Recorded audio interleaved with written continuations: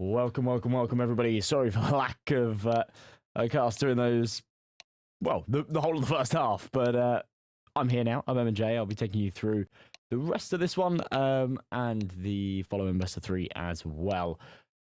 Things are kind of heating up here on Mirage. A pretty good game. Johnny Speed versus Astralis Talent. Now, if I'm honest, I'd have chalked this one up to be a Johnny Speed's comfortable victory and possibly even a 2-0. But I don't know. This one is kind of going the distance and showing signs of perhaps doing so throughout. We'll see how things continue.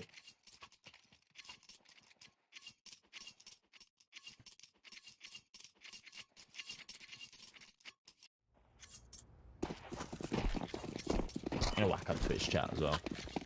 I want to see what you guys are saying.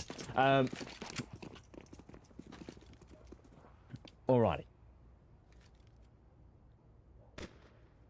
So, second half pistol. Worth quite a lot for both of these teams, I'll be completely honest. I think the Astralis Talent kind of want to stay relevant in this game. If they don't win this, then they could be in a little bit of trouble. Now, I think sort of under the spotlight in this one here for Johnny Speed is Mail, this young superstar that everybody's turning to be a future pro.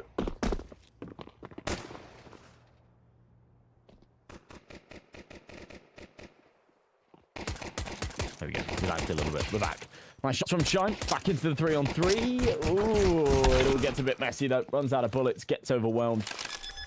Man advantage. Bomb's going to go down. This is going to be a sticky retake. There's no kit as well, so it does get awkward.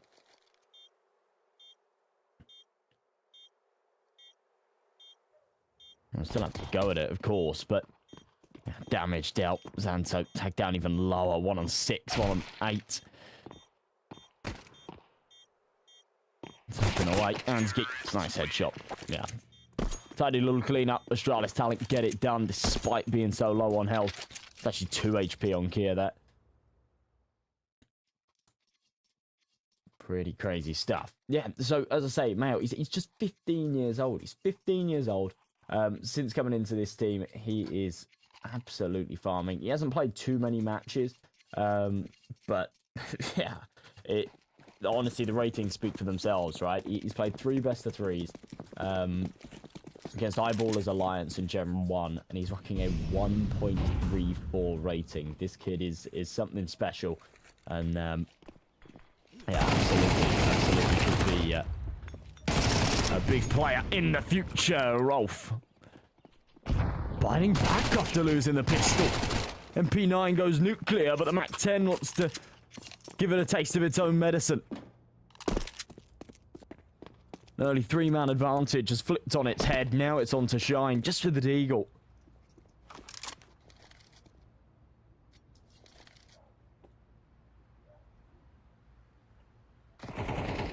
Yeah, I cannot stress how shit I was at 15.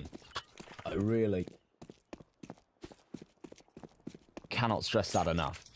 As somebody that was playing and had been playing for a couple of years and was like sort of actively like trying to go pro at that age, to be playing at this level, insane. Absolutely insane.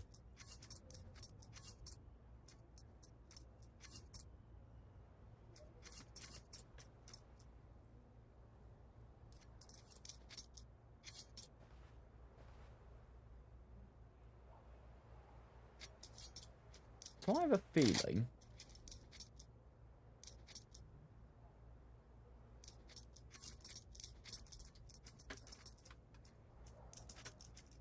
I'm just trying to confirm something that I'm not.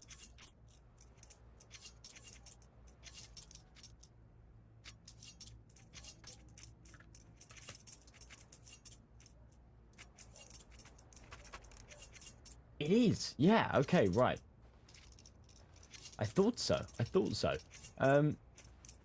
So yeah, Masterpipe, a streamer, another caster guy who works at Godsent. I've spoken to him a few times before. He's Mail's dad, and I remember speaking to him like a couple of years ago.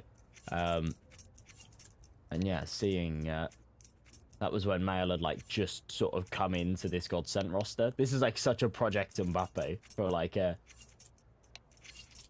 you know, somebody that's super involved in the esports industry as a kid and says, all right, here we go, son, it's time to go pro. I fucking love it.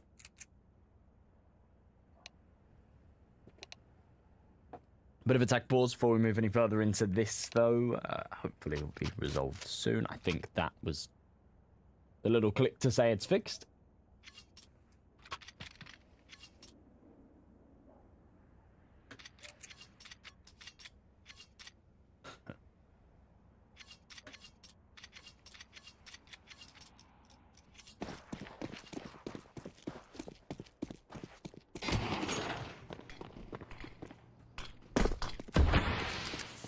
Sapek's super aggro. There's kind of nothing to lose in this one. I'm very surprised that Rolf's gone for a hero rifle, but that becomes more and more justified. Now with a man advantage and a second weapon in play, Sapek has been a menace so far. Felt like he kind of needed that one, but Kia going down just as that underpass lurk. It actually wipes out that single prong that they had towards the B apartments. Now, we see a little bit of a reposition for the rest of the boys.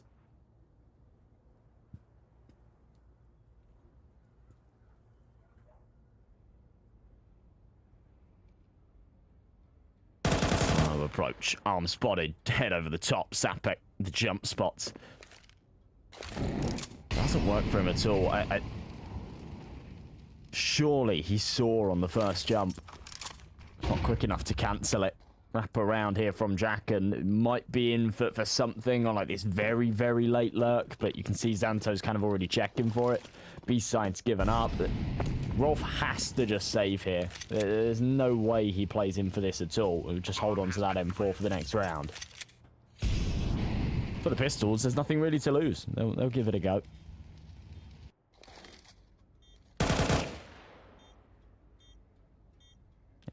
Bracken has run a marathon. He's walked miles to come in on that flank and instantly just wiped out.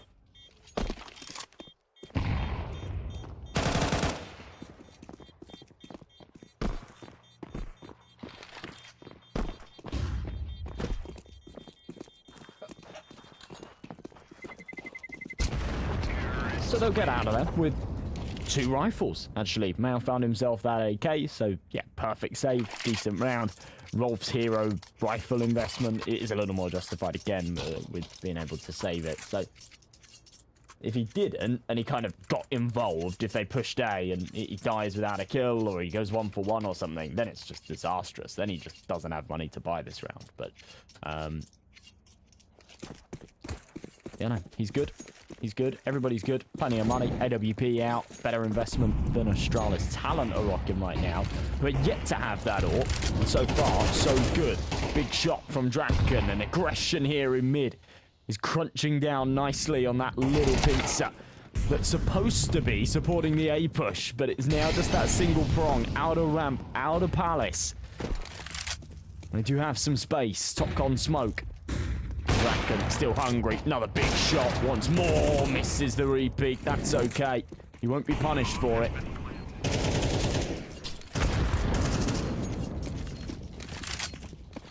It will be cleaned up regardless. Big kill from Mail. An 8th to go down for Johnny Speeds.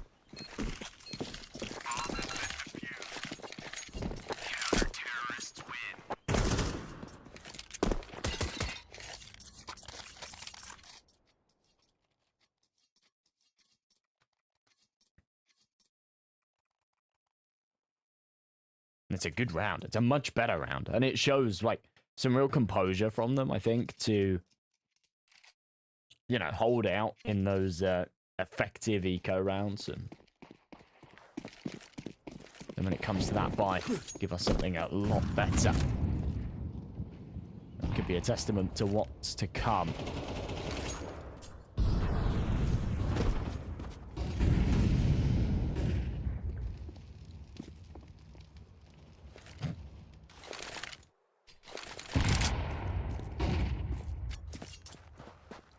actually into apps. All I see is everybody complaining about Kier. Never bet on a Kier over. Bro, it's not good enough for that. That's why they offer it, I think.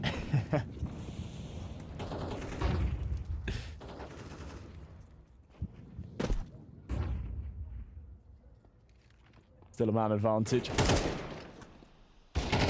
Beacon though, how is Mail still holding on? He's 3 HP and he's found himself a triple. He single-handedly made that round. Held it together for Johnny Speeds. He's just playing beyond his years. I mean, look at that. 14 and 8. 83% headshot. Unbelievable.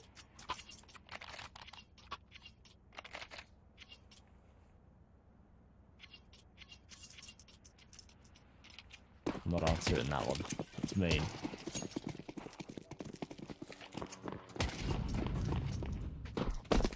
There's a reason gambling I'm staying in business, right? Yeah. Because they'll tempt you with the Kier over.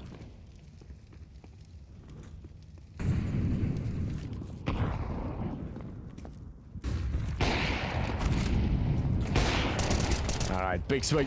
Nice shot, Mail. Just up against the pistols, though, should be a bit of a field day for him. Opportunity to farm some cash. Ooh, big damage. That's okay. We'll stay on board with it. If we want. Some big Mail moments. It's just the one in this one.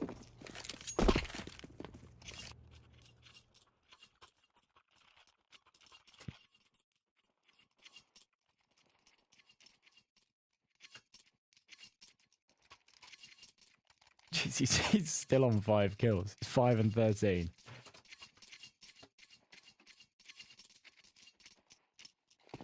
Am I having a good day? Yeah, I'm alright, thanks. I've just got up. I woke up to a message saying, hey, can you jump in and cast this? We've had a scheduling issue. I was like, yeah, go on then. So, this is my day so far. But yeah, so far so good.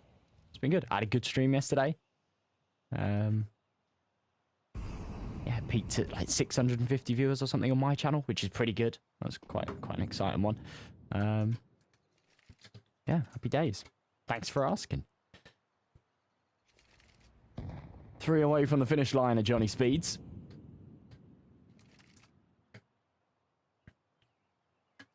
Zanza wants to try and stop them in their tracks, and he will. Feels a little bit over-aggressive from the CTs, and they'll feed him one by one. You woke up to a lot of gambling addicts. No, you're good. I do this most days. Different scene, different setting, but don't worry, you all have a place in my heart.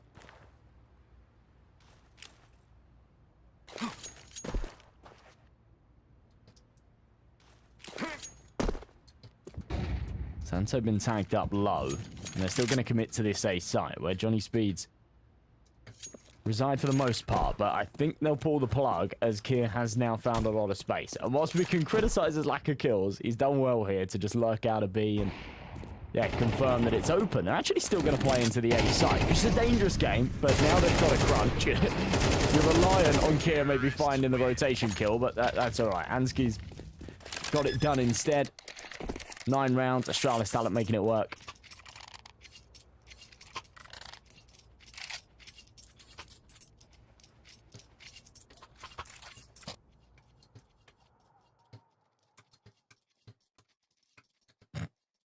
Personally think NBA is more consistent, especially WNBA. I'm just going to keep my mouth shut.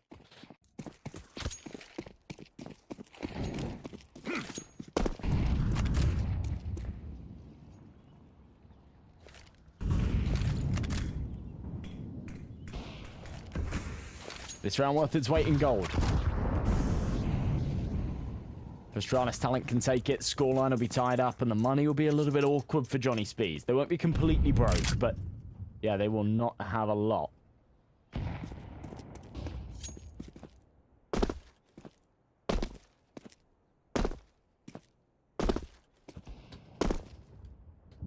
With the opening kill, Draken consistently finding them every time he peeks middle. someone on the Astralis talent side goes down, and they've just had like a real lack of an AWP on this T side as well. I can't.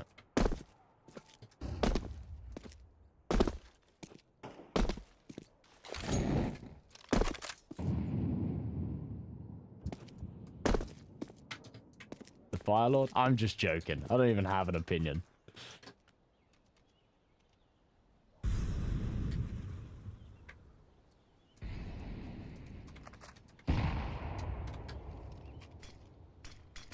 Here on site. Sees him coming up con, and there you go. Just thinning out these numbers, isolating these jaws brilliantly. And Mail's still alive on Firebox. I don't think they're going to clear him before going for the plant. They won't, so they will just shut it down. No trouble. It's a very good round. Very, very good round from Johnny Speeds. They play that brilliantly.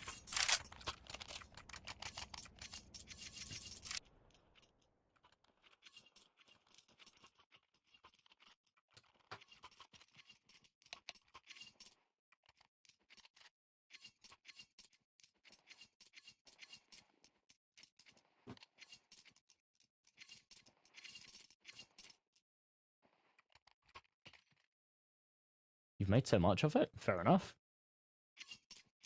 I don't think I've ever watched it, ever, or bet on it. Ah, actually, when I was in America in December, in Kansas, it was on in a bar. But that's about it.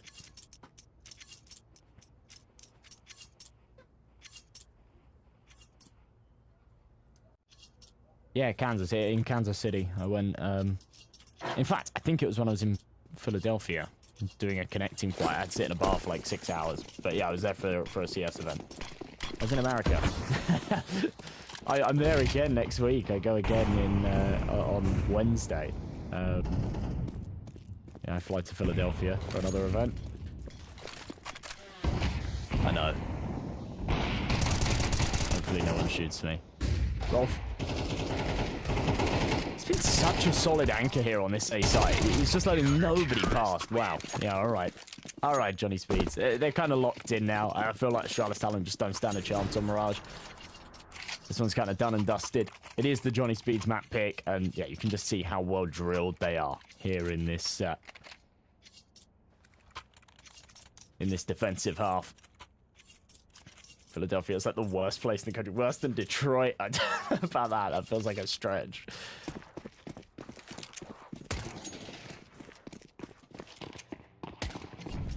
Well, you can pray for me, please.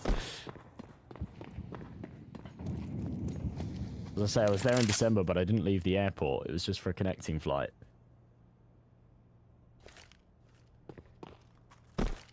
What's my Twitter? Should I put it in chat? I'll put it in chat. That's me. Alrighty. Last hurrah here for Astralis Talent. They're going to bomb it out the A site. Actually, momentarily had a little bit more success, but Sapek is cleaning house. And Ansky is all by himself. He's found himself an M4, but it doesn't matter. He will get the final blow with one of their own, a Tech 9 to the side of the head, and a big round. And a very nice close to the game, to be perfectly honest there. Oh, look, it's me. Hello, you lot. Yeah, tidy stuff from Johnny Speeds. I was only able to catch that second half, but, you know, they played pretty well. And it's their map pick. All right, we're going into... Well, I'm not even sure what we're going into next. Bear with me. We are going into Train next. All right, that's quite an exciting one. We'll see how that one fares. It's Astralis Talent's map pick. Maybe they've got something up their sleeve. Before then, we're going to go to a short break. So around about 10 minutes or so, when we return, we'll be ready with the action. Don't go too far, folks.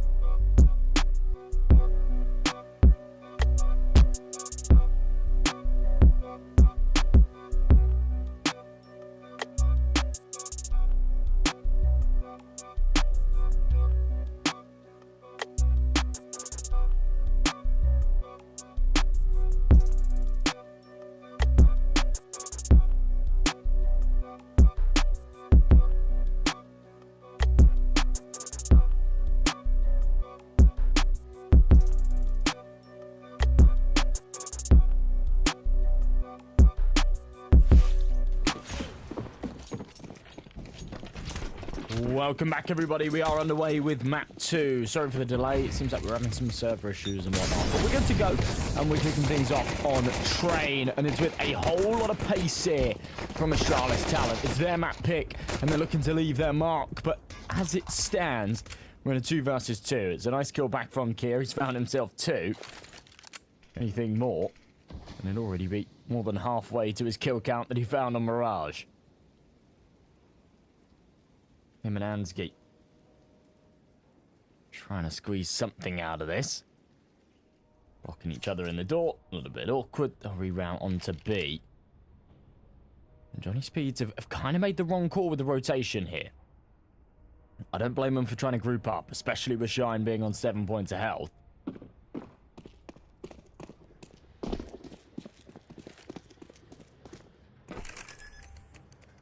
And we'll get a free bomb plant at the very least. This will go a long way, even if they can't clutch this one up. That little bit of extra cash will do them some favours going into the next round. Ansky just clearing his corners. Needs to be aware there's one coming from Con. Good readjustment. And a nice headshot found, all down to Shine. As I said before, the health just does not favour him somehow. He's managed to deal the damage onto Ansky, who no longer wants to fight this one, but he has no idea where the second player is. And it's Kier, who's been right under his nose this entire time. But yeah, doesn't have time on this one. We'll give it up. Round will go to Astralis talent. Terrorists win. Kier 25 kill game. You know, it actually wouldn't surprise me. That's the way it goes, right?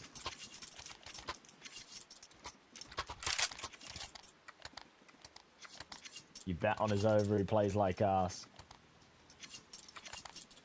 You bet on his under, he goes crazy.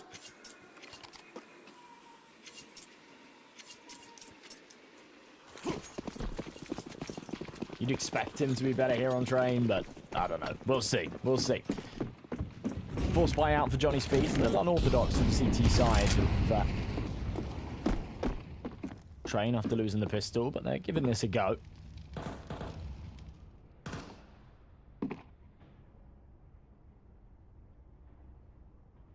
Three MP9s, a Desert Eagle, a Scout on Draken. I've managed to find that first. Again, Draken just consistently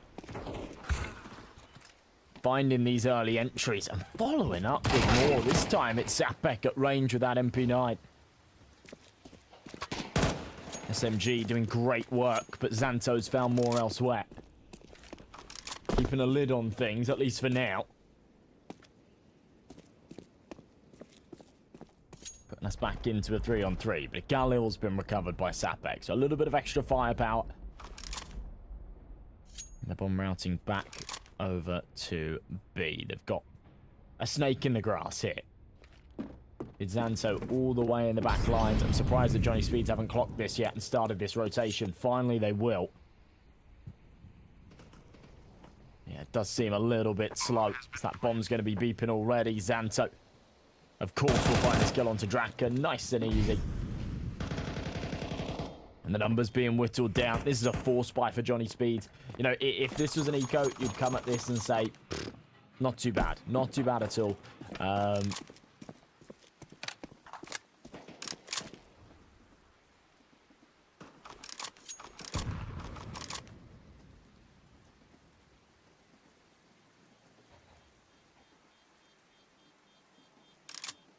But it wasn't. So it's a little bit of a yikes.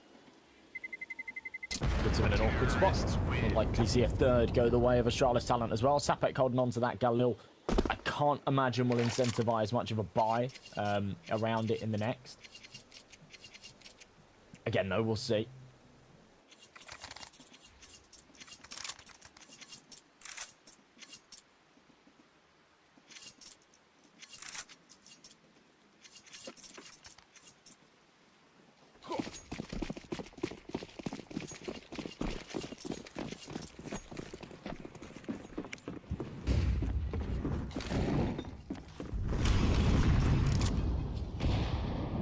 To roll again.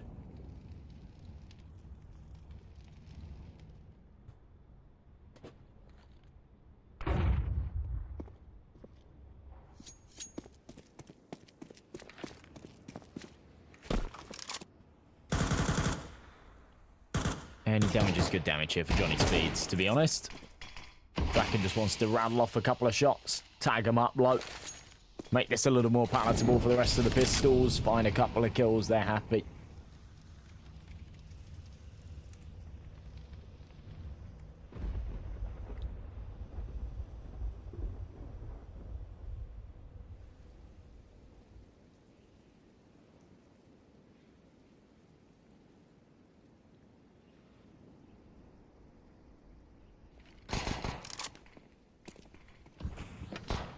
Pretty slow stuff here. Astralis Talent are actually putting a lot of needless pressure on themselves here.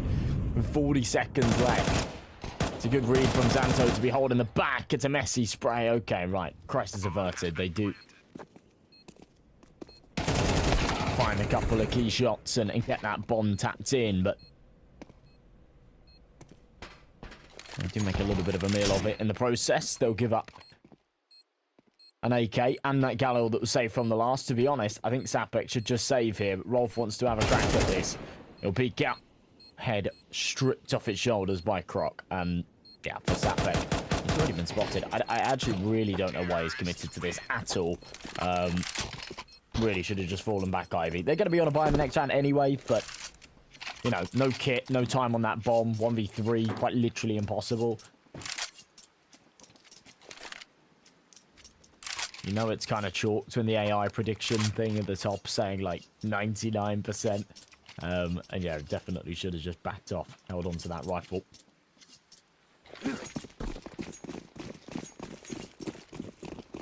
Could have done their economy some favours, and, you know, it's an AK. Can't buy them on the CT side, so...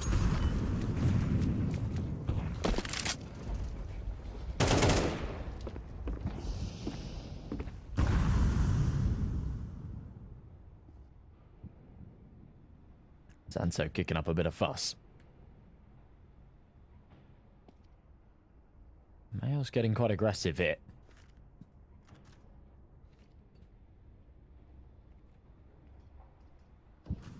Won't press this any further. It's just tucked in the corner, but periodically jiggling out. Timing just off for both of them, so neither know that the other's there. Oh, finally. Finally, they'll catch a bit of leg. They'll exchange a bit of util. It's a decent nade. Quite a chunky one there onto Mail and Zapek.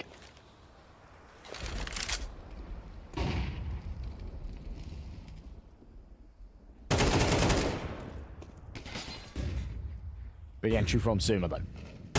Man advantage. This has been so slow from Astralis Talent. And, you know, it's kind of... what you expect from this side on their map pick. It's that slower, more meticulous approach, but my god, it just kind of suffocating Johnny Speeds a little bit here.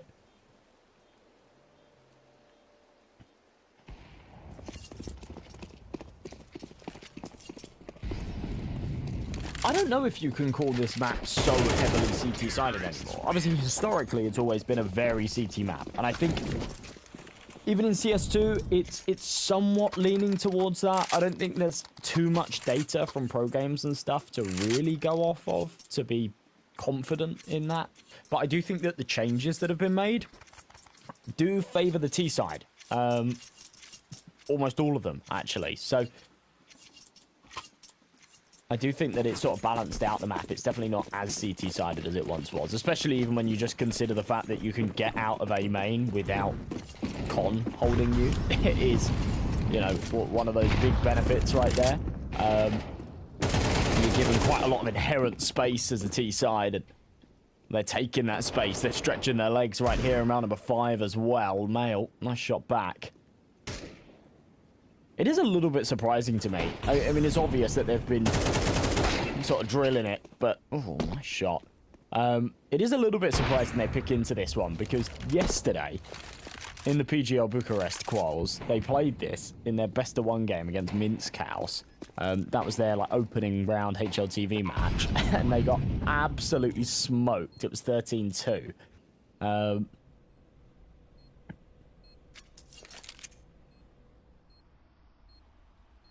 So I'm not sure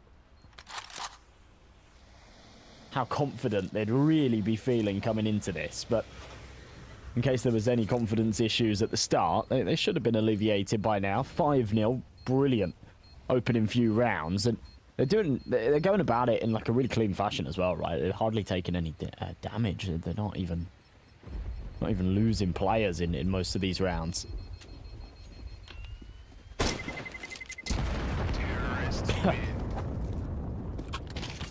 Nice. All right. Well done, Draken. Yeah, Johnny Speed's never played Train. I know. It's one of those it's one of those awkward... I mean, I feel like they should have adapted to it by now. I know that they've got sort of new pieces, so it's difficult to rework a whole map pool. But, you know, Train's been in for long enough now. If you were a team that permabanned Vertigo, then it's fine. Then it's just a straight swap. But if you did play Vertigo, and I think Johnny Speeds were a team that sort of were open to playing Vertigo, and your permaban is something else, you ban Anubis or something like that, then yeah, you got to start learning Train, and it can get a little bit awkward. But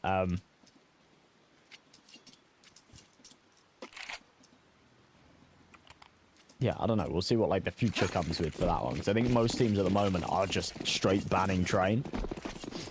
I'm not sure they were necessarily expecting Astralis talent to pick into it either. Obviously, they've only played it once recently. That was in a best of one, so it wasn't even a map pick. It was just banning down until Train, and they got, yeah, absolutely demolished. So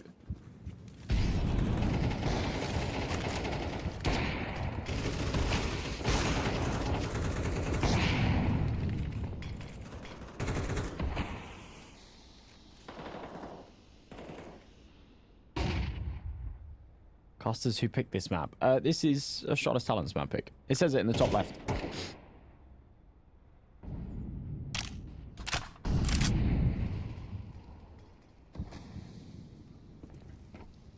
So talk to me, guys. If we all had the Kier over last map and that one went horribly wrong, what have you got now?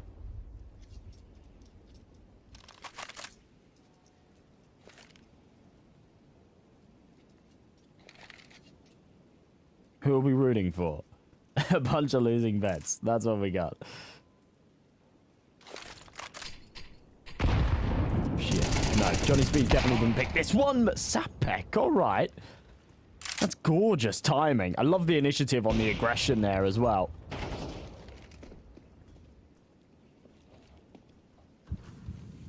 Saying, everything is going wrong. The only way we're going to win this one is if I get aggro and make something happen. But somehow, every other duel has gone the way of Astralis Talent. And Shine's left all by himself, despite the amazing efforts of his teammate. Ansky and Kier pull off all 5 between the two of them. And Astralis Talent are just smurfing on him right now. And Kier, who, yeah, was having a stinker and was, you know, under the spotlight as being by far and away the worst player on Mirage, is stepping up to the plate hot here. He's 8-1. As is Ansky, to be fair. On the people that had Kier over, is that just for map 1? Or is most of the time, does that go map 1 and 2? Because maybe there's still hope. Maybe it's cope, but I don't know. They're looking much better here. Nice shot, Draken. That's the bomb as well. Start to pull a rotation over. It will be Rolf. They've taken a lot of damage already, though, and despite Draken's efforts on the entry, firepower's just not there. Kier, 29.5 over map 1 and 2. Oh. It's almost 30.5. Okay, so, you know, it's going to be a stretch. It's going to be a stretch. Wow. Jesus, he's farming. 12-1. Yeah, it's going to be a stretch with him only getting 5 kills on map 1, but yeah, it's definitely possible. You kind of need Johnny Speeds to win some rounds here, though. If Astralis Talent just smoke him like 13-0, then it's, you know, he can't get it. He just can't. But if Johnny Speeds win some rounds, they keep this competitive, Kier continues to play well, then yeah, definitely that one's doable. We'll see. I'm here with you. I'm praying with you. He's cooking. Had him under 20 headshots. I mean, he was hitting headshots with the AWP there. He just hit 2 of them in that round.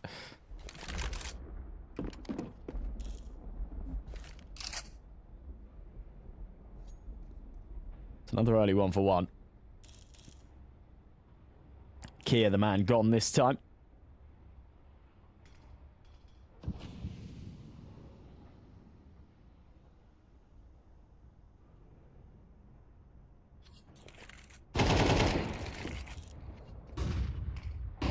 A bit of damage. That's Draken just right on out of that.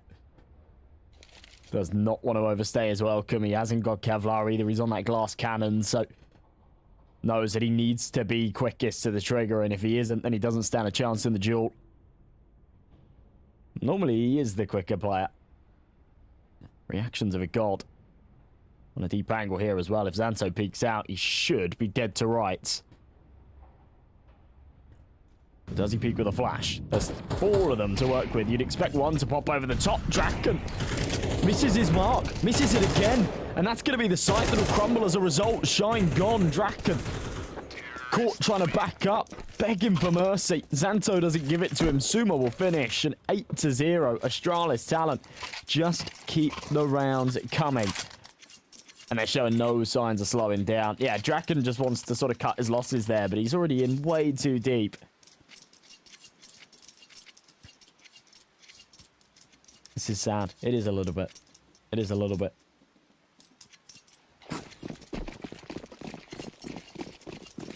I don't think this will be 13-0. I think, like, at the very least, when the side switch, Johnny Speeds will give us a pistol round or something. Just, like, super aggro. Creative util. They're in A main.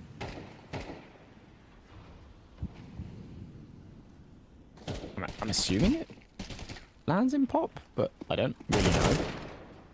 Nice shot, Croc.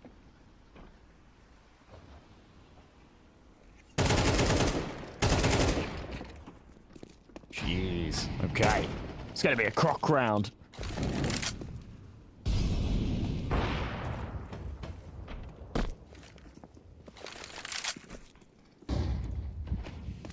You got me betting Ansky headshots. He's an AWPer. These bookies are crooks.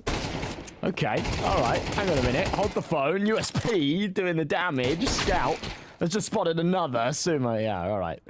Puts a lid on things. Roll full by himself. 2v1. They don't know where he's coming from, but he's had a bit of a stinker so far. He's 3 and 8. And the AWP now right on his angle. Jiggles out. Ansky's ready. Cast a pray for you. I'm praying for you. I'm praying for you, E-Money. I'm praying for everybody. As I say, though, you need... Do I get paid each game I cast, or am I not allowed to disclose? I can talk about what I want, but yeah, I get paid per game. Yeah, pretty much everything. I think that's how, like, the whole scene works at the moment, to be honest. There's a couple of organisers that offer, like, sort of monthly, like, contracts, but... Yeah, for the most part, it's a per game or per day rate kind of thing. It's normally per best of 3, though. It's not per map, so...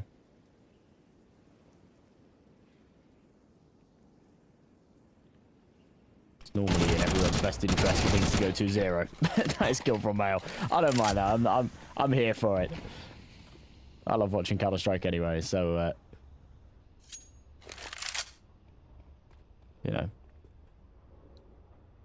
I'm happy for the chaos. I do a good job at it. Thanks, I appreciate it. Alrighty. We might finally see a Johnny Speeds bite back. Now, I'm going to be honest. I'm not getting my hopes up just yet. Remember, we saw... Was it Sapek or Shine? I think it might have been Shine. Aggressive in A main. He found an early 2-man advantage, and they still managed to lose it. Ansky and Kier went crazy and brought it back. So, I'm holding out. at least for now. Ooh, didn't know that was spammable. I'm still not sure if it is. Mail, though. All over the place. Still finding kills. 5v2. Yeah, Croc and Ansky. I mean, they've got so much money. There's no reason to save, but they also know that this one's just completely cooked. They're going to bomb it out of the B site and meet their maker. It's sat back up on top of the blue train. And shut down. Alrighty.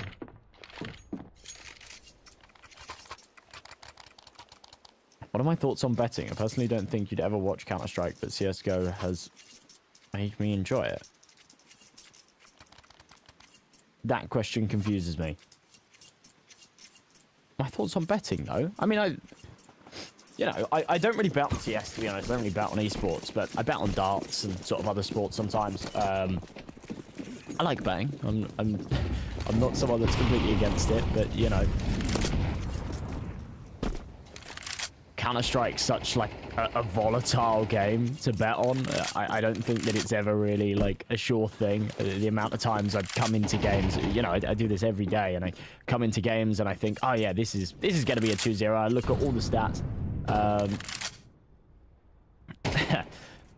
Yeah, I look at all of the stats and say, oh, yeah, you know, this is going to be a 2-0 or this will be a 2-1 or whatever. And, you know, it never actually goes the way that it's supposed to, even if you do all the research. So you do have to sort of approach it with a pinch of salt, I guess. A couple of nice kills back from Croc there. Have I got the darts locks? Maybe not. I win some, I lose some. Can I bet on games I cast in? It's frowned upon, and I definitely don't. As I say, I don't really bet on Counter-Strike full stop, but yeah, I mean, I don't sign anything to say, like, I'm not allowed to. It doesn't really matter, does it? It's not like I have any influence on it, but yeah, generally as like a rule of thumb, yeah, don't do that.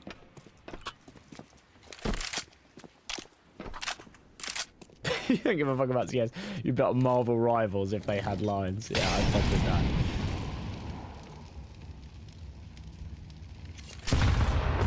Oh, that is a chunky nade. Draken's just given no mercy here. Again, it's another round that Johnny Speeds sort of had a bit of equity in. Bomb has been planted. And that's it. It's just cooked. And as much as he doesn't really want to save, I don't think throwing himself at this with 10 HP really makes a lot of sense. So he will back off. He'll carry that AWP into the final round.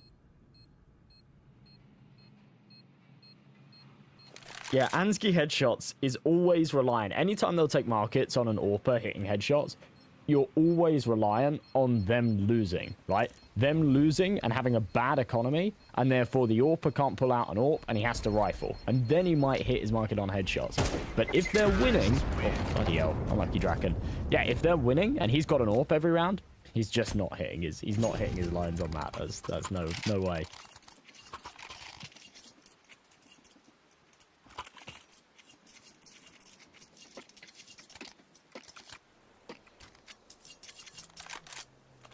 Yeah.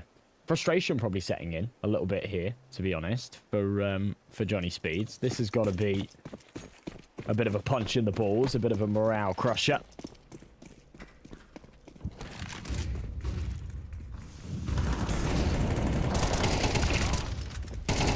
Okay, all right. But, I mean, where is this before? To be fair, we haven't seen too many rounds where Astralis haven't just bombed it out of A, but it feels like too little too late here. Counter-terrorists win. At least it'll take a second. 10-2. I don't like it. I don't like it. I don't fancy their chances, but perhaps there's a world. Perhaps there is a world.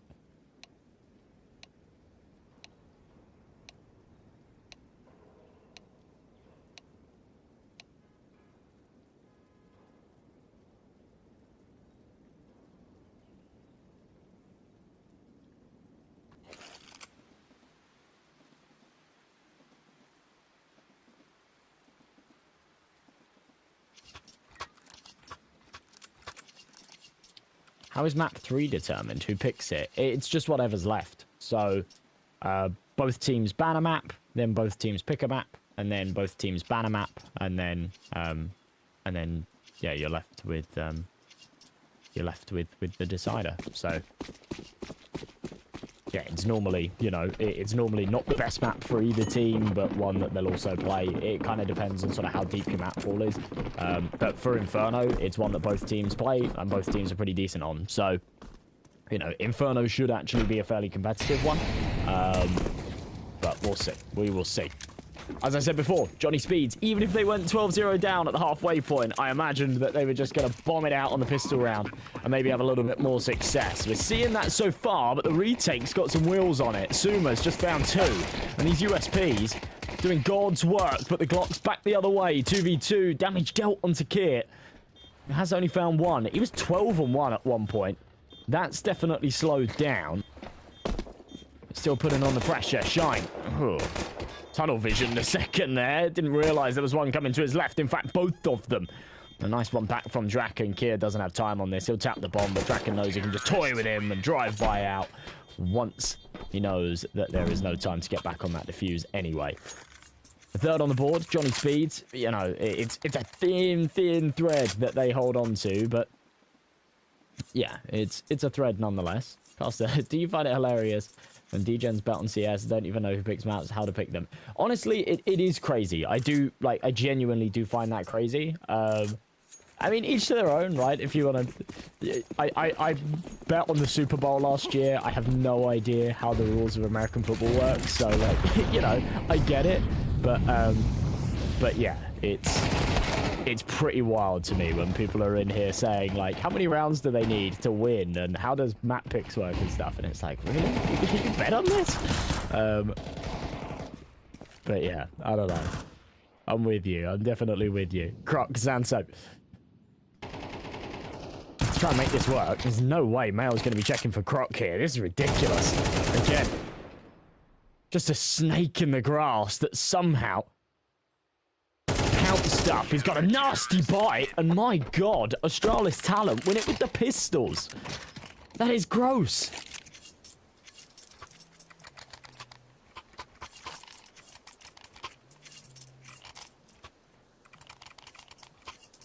You know it goes to 13 like Valorant. Lol. Yeah, I'm not saying you. I'm not saying you. I mean in general. That's a question that I get a fair bit in the chat where people say like how many rounds for the win and stuff like that. How's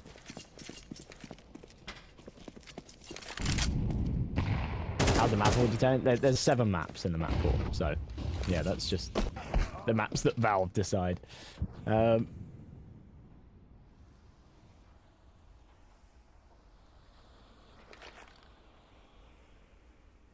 All right, well, this one looks pretty chalked up. I had high hopes. I had my fingers crossed for a Johnny Speeds comeback. For the excitement, but also for everyone's overs.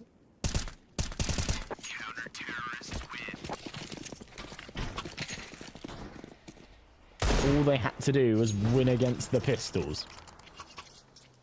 They could start getting the rifles out and maybe give us something better. But they didn't, so... yeah, now they're staring down the barrel of defeat. They've got no money. It will be pistols and armor. Maybe a couple of Mac 10s. Probably not. I reckon these boys are all pretty confident with the Deagles. So, yeah, that's what will come out here. And this has been an uninspiring map. This has been a very disappointing map from Johnny Speeds. Still a couple of players sort of getting some decent kill marks, but yeah, we won't see anything more out of this. This one's just done, finished, chalked up. Easy pickings and an easy map for Astralis talent as they will snatch it their way. What is that, 13-3?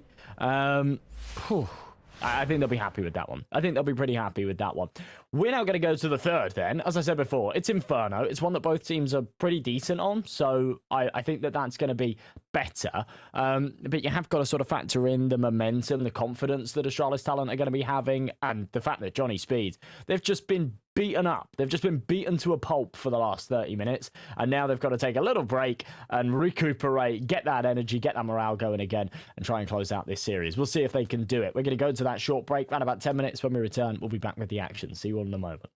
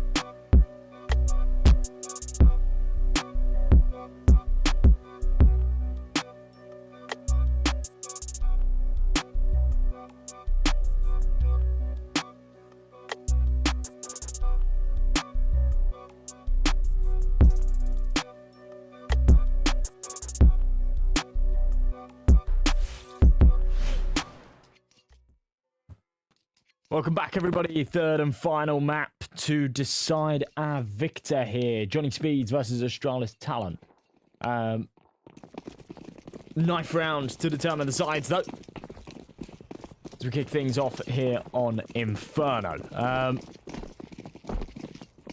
I'm not sure. I'm not sure what's in store for us, if I'm being completely honest. This has been a little bit of a wild series so far. Johnny Speed's taking their map pick fairly convincingly, but, you know, there were moments where it came into question. Train just being an absolute stomp. So, yeah, we'll see. Obviously, we're in the upper bracket semi-final. There's quite a lot of heat on this match. Prize money on the line. Glory just around the corner as well. Of course, both of these teams want to find themselves in that grand final spot and perhaps taking the crown. But it was, I believe, Johnny Speeds that just won that knife round. So they'll get the pick of the sides. Doesn't matter all too heavily here on Inferno, if I'm being completely honest. I imagine they'll start off on their CT half. But I know a lot of teams that favour their T side here on Inferno. I think that it's a pretty balanced map as things go. It's one that I'm not a personal fan of, but you know, we'll put that one aside and we'll see how these boys fare, because I think one of the big things for me, and the reason that I don't like this map, is the rotation times being a little bit too long. It means that on the CT half, if you lose the bomb site, retakes aren't very viable and whatnot. I think that that's something that will probably plague Astralis Talent today, because they play quite a passive, quite a slow setup. For Johnny Speeds, I kind of wouldn't be surprised if on their CT side they're still playing for some of these late retake rounds, some of these sort of 2v3 or 3v4 retakes. We'll have to wait and see. But yeah, with them winning that knife round, I imagine they'll be kicking things off on their CT side. So we'll see how things go. Talk to me though, guys. Who's got bets left? I know that a lot of them are for map 1 and 2. So has anyone placed anything new for map 3? Or have we got some supporters in the chat? Have we got any fans of either one of these particular squads? I know Astralis Talent have got a decent fan base. For Johnny Speeds, I mean, I guess you've kind of got to be a Draken fan, haven't you? Because he's the only sort of consistent piece of this roster that's been chopping and changing. I look Albanian, you think? I reckon it's the tracksuit. It's new. I don't normally wear tracksuits, but I just got out of bed before this one, so I thought, yeah, we'll whack a tracksuit on. Maybe it's the little bit of facial hair as well. I'm not sure if I should take it as a compliment.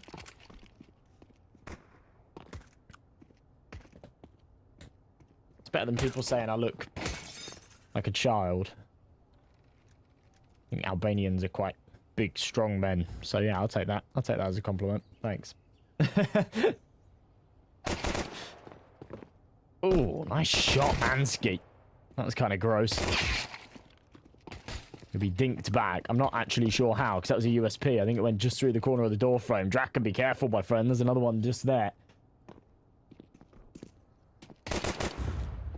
Ansky wants to keep it going, but 15 HP. Yeah, needs to be careful. The problem is, I'm quite surprised that the USPs are sticking around for these close apps fights. And the Glock just has an inherent advantage in those situations. You do want to put a bit of distance between you and your opponents. Now, Johnny Speeds, after losing that early player, they've gone for a major commitment to stack up on the B site. And for now, it looks like they're wrong. And Draken is about to walk into a nasty trap here that will crush him in mid. And what do they go for? Surely they play up A off of this. Kier's just found one onto Sapek as well. This round is done for Johnny Speeds. And I can't help but feel that they're being plagued by some of the issues that ended on Train. Perhaps it's still early doors here, but as I say, how do you recover from a 13-3 loss?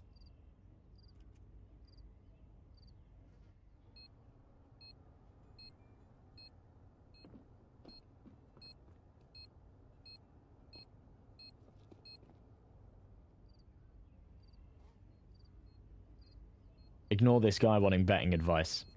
I can tell you now, 4 years experience. That's rookie numbers. I've been playing, watching this game professionally for 11 years now. And I can tell you, I don't have a fucking Scooby who's going to win most of the time, because it's really volatile. It's pretty random.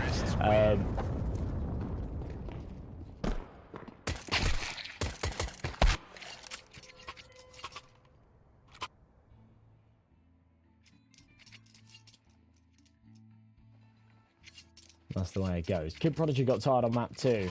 Cook just slips. Too early for him. Maybe, maybe. I'm not sure what his sleep schedule's like, but a lot of these young players are up at gremlin hours playing Face It and stuff, right? 10 a.m. start is brutal. Ooh, Draken, alright. Putting some wheels on this round already. Couple of big tags. And it goes a long way when your teammates are on 5.7s, that Deagle, that MP9. 2 players being low like that. Gives you a big old advantage in that gunfight.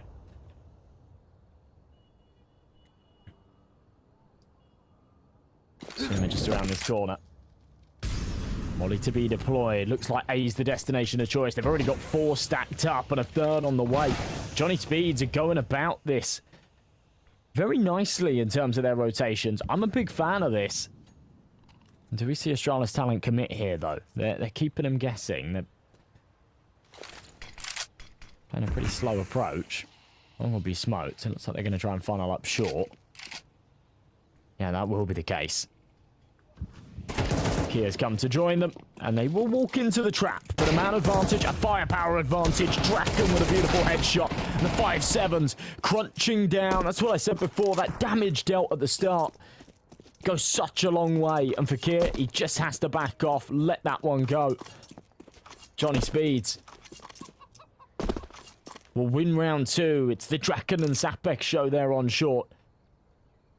And something I was talking about just a moment ago, right? The reason that I ordinarily don't like Inferno is those CT rotations being really tough. When the contact's made and you lose 1 or 2 players, it's not too viable to rotate and go for those retakes. But from what we've seen so far in the pistol round and that second round, Johnny Speed seemed to be quite happy with making these early rotation calls and sort of gambling on these bomb sites a little bit. And then, you know, if they gamble incorrectly, then so be it. But if they gamble correctly, then, you know, they've got all the pieces in place. They don't have to worry about these saves or these awkward retakes and whatnot, which I quite like. I quite like this approach, but we'll see if that continues. Up into the 3rd, Astralis Talon. The pistol's out. Here on that save, Galil, they'll have minimum loss bonus, so double eco. They have to throw themselves at this one with whatever they can, and they're walking into a bit of a stacked B-bomb site again, hindered by the smoke. Big kill from Sapek, 2nd there on the spray as well, make it a 3rd. This man's farming, but Kier eventually will put him out of his misery, trade through the smoke. Keeps the Swedes on their toes. Mail dancing around a cloud of his own. Spams will connect. Kier gone. Johnny Speeds onto 2. Mail's just desperate to try and find where that rifle went. He couldn't get to it in time. That's okay. They're against an eco in this next round anyway, so him having that MP9 maybe a bit of a blessing in disguise. Chance to rack up some more cash, perhaps.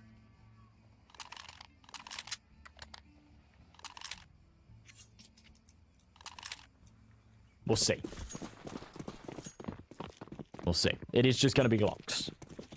No real silver linings in that last one. There was 1 kill, but it came from Kier.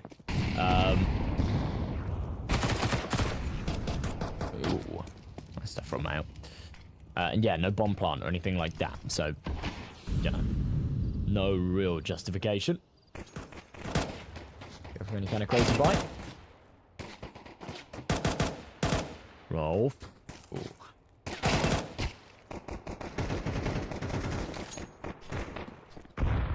Yeah, doesn't want to overdo this. As is Draken, I feel like this is way too aggressive. For Mail, you can justify it. He's on the MP9. It's whatever.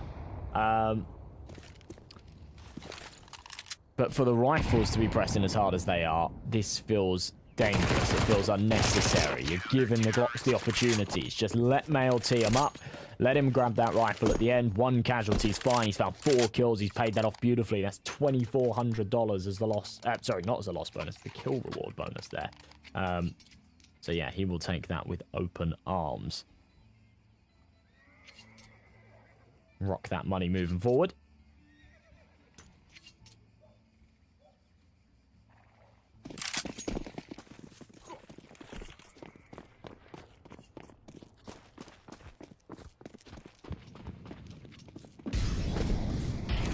Rifles out again then for Astralis talent, but Ansky with no cash for the AWP, and honestly, you know, you're on the worst map in the pool to be AWPing on the T side as well. It can be really awkward on Inferno. He's demoted down to the Galil. He'll be the util man to provide that support.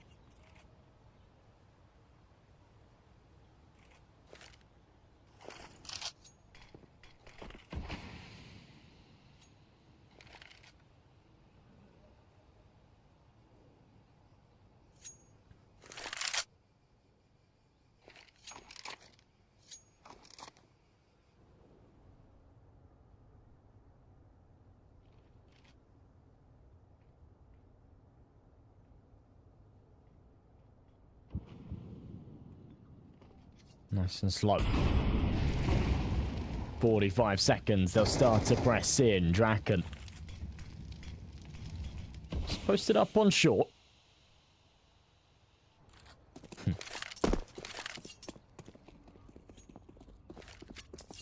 You put your trailer on it? On Astralis? Oi. Can't be betting your trailer. Alright, Sapek's under a lot of pressure here. Got Shine to try and alleviate some of it. A good flashbang as well. But spamming through this smoke, there's not a lot he can do about it. They'll trade 2 for 2. I mean, it's not too bad. 10 seconds left. Bomb will go down, so time pressure alleviated. But this is what I was talking about with these rotations. Look at Draken. He's got an AWP, and he's miles away from the action. This is just such an awkward retake. By the time they get here, Bomb's already a third of the way ticked. By the time Draken gets hit, that Bomb's going to have 15 seconds left on it. They need to speed this up. Big kill from Rolf. Man advantage now. They can start putting the pressure on a little bit more. High flash. Dodged by Ansky. Takes the contact. They know where he is. They need to isolate him. They've got the info now that Suma's on CT as well. But Draken needed to stay on that angle. Needed to provide that support. They've tapped the bomb twice. I don't know what Rolf's getting out of this. Suma's found an ace. And surprise on 1 HP as well. There's a divine power at play with that one. That is a ridiculous round. That's his first 5 kills of the game as well. They all come in one round. It's beautifully played from the young talent. But yeah, Draken needed to hit that shot. Or, to be honest, he didn't even need to post on the angle. He didn't even need to peek it. The bomb was planted behind the pillar. Suma had a horrible post-plant position for that, right? And they had a kit. So all that needed to happen was they hold that bomb and Draken just holds the push. That's it. That is it. But he gets over aggressive. He peeks. And then for Rolf, he kind of gets stuck in this. Oh, I'll keep tapping it. I'll keep taking this fight. I mean, realistically, if he holds it, he just gets pushed and dies anyway. But yeah, it gets so sloppy there at the end. So messy. And to be honest, it's down to the lack of time. That's what happens here on Inferno.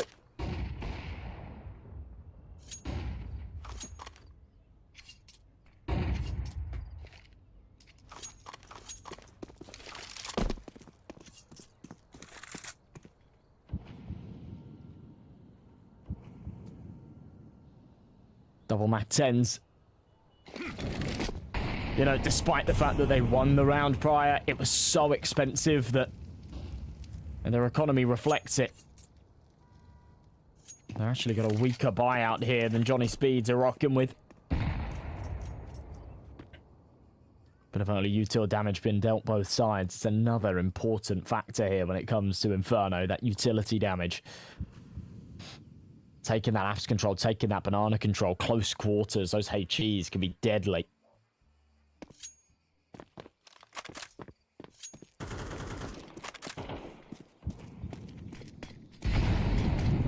Seems like Astralis talent will be committing to B, though. They don't really have the util to go for the double fake like last time. And as they press in, Sapek gone, but Kier will drop to Shine as he finds a double. Hinchy close will fall on deaf ears. The retake on its way. We didn't see much success in that B site retake last time round, but they found the kills. They just couldn't get it done.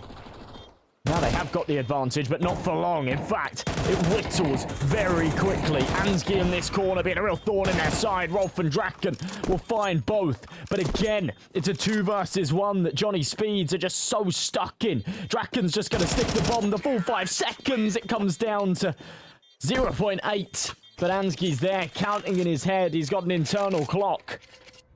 And it does not falter. It's perfect stuff. It's very, very well played from Astralis talent once again. It seems like we might have another issue. I'm not sure. I mean, this is a tactical pause, but I have had word that maybe there's a technical pause to come after as well. We'll see. Okay.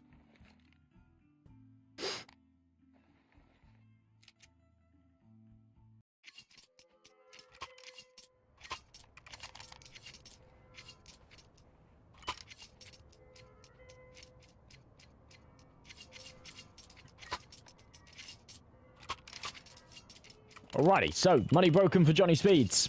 Again, they lost all 5 in that last round. The money is really on a knife's edge for both teams. There's just so little to work with. Croc hasn't found a kill yet. And for Astralis talent, with losing 4 in that last. And despite the fact that the rounds are sort of going their way, we're still seeing these Galils out. It's great util damage from the USPs. Can't imagine it will materialize into much. I mean, Rolf has finished one off.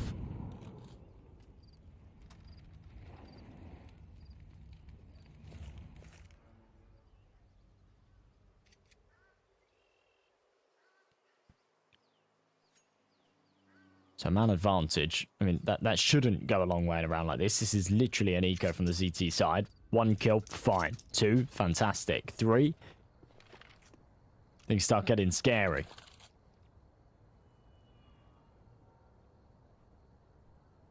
Seems like Astralis talent have guessed correctly, though. It's another one of those Johnny Speeds gamble stacks.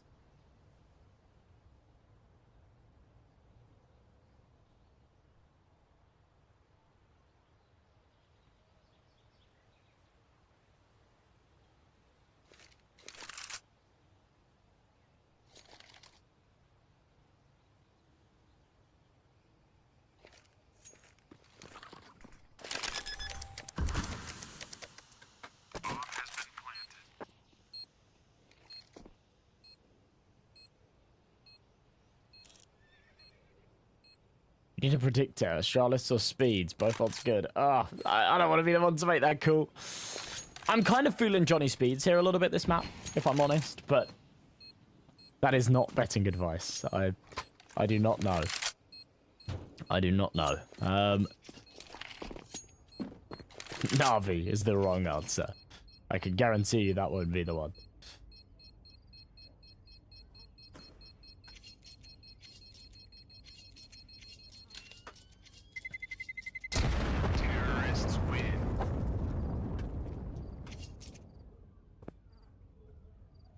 Tidy stuff from Astralis talent, though. I'm kind of surprised that Johnny Speeds go for the save there. I'll be honest. They had absolutely nothing to lose. I understand the sentiment behind not wanting to give your opponents that kill reward, but also they group up together. They could have definitely maybe found an exit, grabbed an AK out of that or something. Let's go Speeds, $1,000. Jesus, this guy's crazy. This guy's crazy. Oh my god. I pray for you.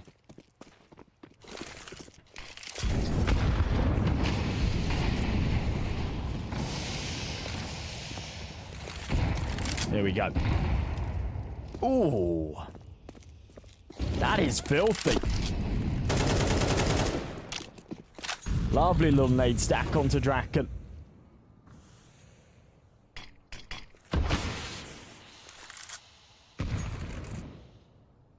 Goes down. Mail starts to rotate. Xanto with a big kill, but Rolf's down in pit. Traded 1 for 1, though.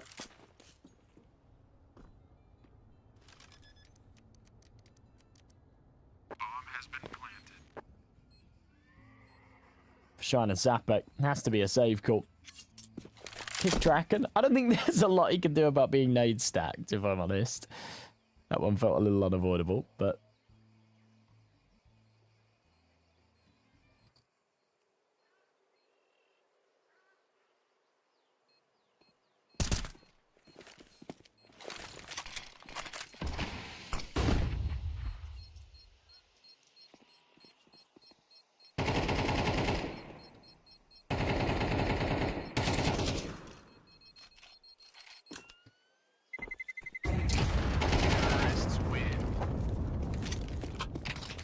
A little bit of pressure on for the hunt, but nothing more.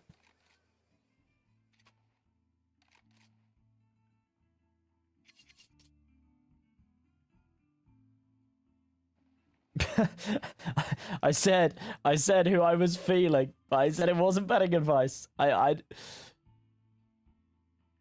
have no idea. But yeah, you listen to a caster, you're cursed. I mean, it's a saying for a reason, right? They'll call a pause here, though, and I'm kind of hoping for better things. They've saved a couple of weapons. They've kind of got money. They'll have max loss to come in the next, so...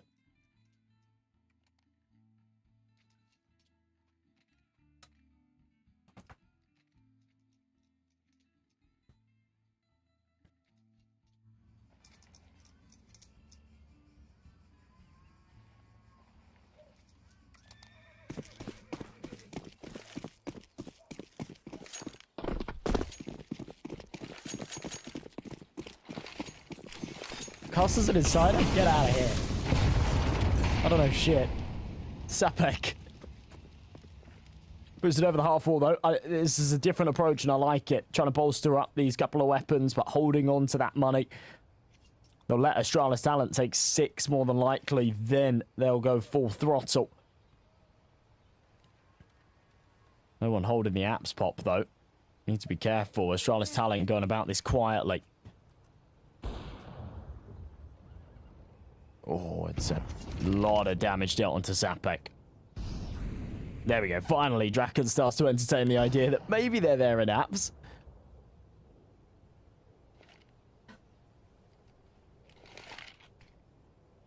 Comes a util. Rolf in this corner. He's shown plenty of times in the past he can be a menace with this deagle. It's a good flashback. And a nice shot from Draken.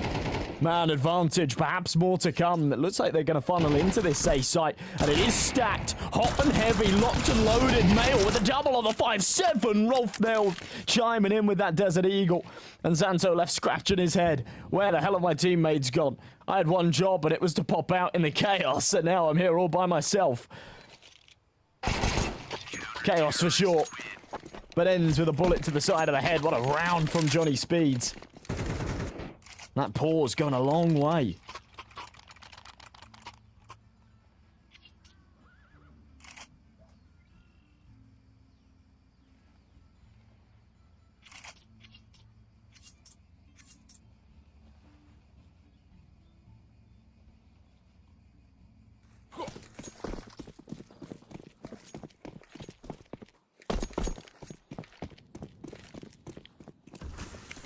Five to 4 then. I'm back in the picture. Draken on that AWP.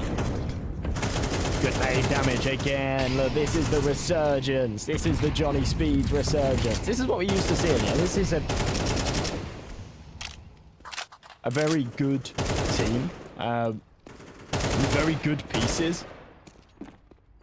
They've looked a little bit underwhelming this series, but let's see. You can never really count out. Smoke lands, actually hits Croc.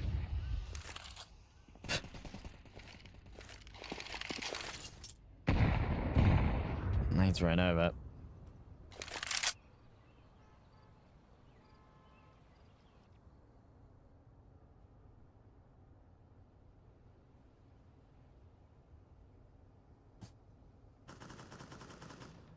Damage back the other way. Look at this, though, from Rolf.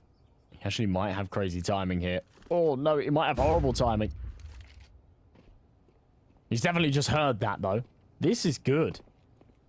This works very well for him. He can now relay this information that they think they're on A for free. He'll come out of the apartments, has to eventually pull the trigger on Suma. But now, he's a thorn in their side. Croc's taking out Sapek on the rotation. That's now a problem. This was a 4-on-3. I'd fancy their chances. Instead, it all falls onto Rolf on the site, and he's just overwhelmed. And it seems like they do just thrive under the chaos.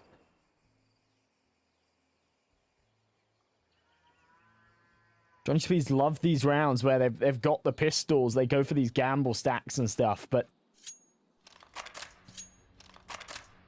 When they need to show a bit of consistency with the rifles, it does fall short.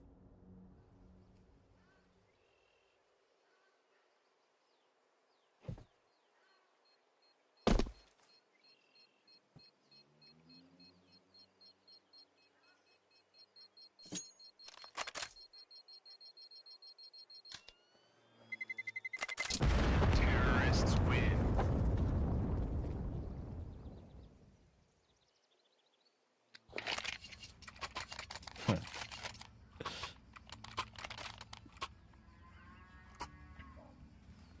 At least there'll be money for another full investment.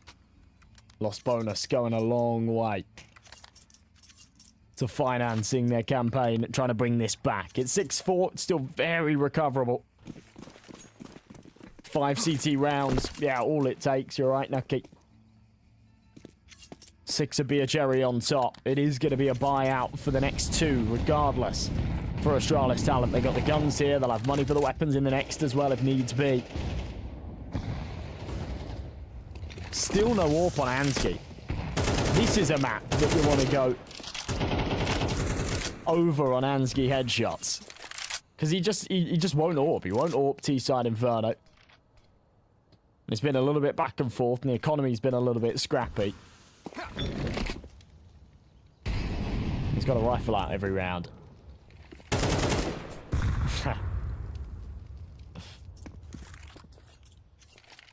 Male here in the corner.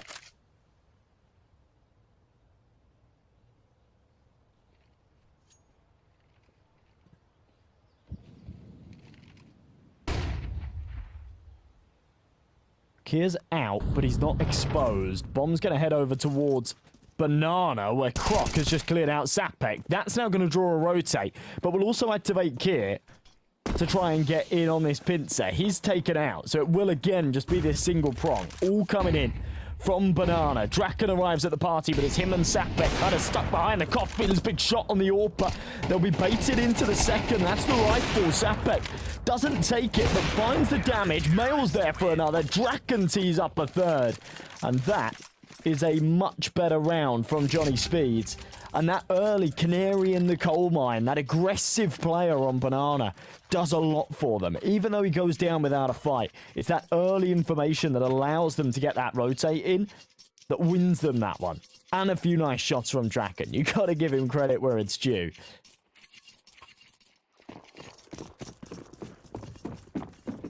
Yeah, I'm not sure about the loss bonus comment there, Chase Coxey. That's the whole thing with it is you have to, you know, they never really changed the way the money worked when they went into MR12, which I was kind of interested by because I thought that they would. But yeah, the loss bonus has to be the way it is, especially in MR12, to keep things competitive. If there isn't as much of a loss bonus, then, you know, we see way more of these, like, eco and pistol rounds, and then their games just don't come nearly as close. And you don't always get sort of the best team that wins. You end up with sort of the ones that win the economic game, I guess. This started off very well for Johnny Speeds in this round, but it's all going a little bit sour. I'm not sure about the jump up into apps. That was, yeah, bad timing, and bad timing again for Rolf as he's by himself on short. Reinforcements coming a little bit slow.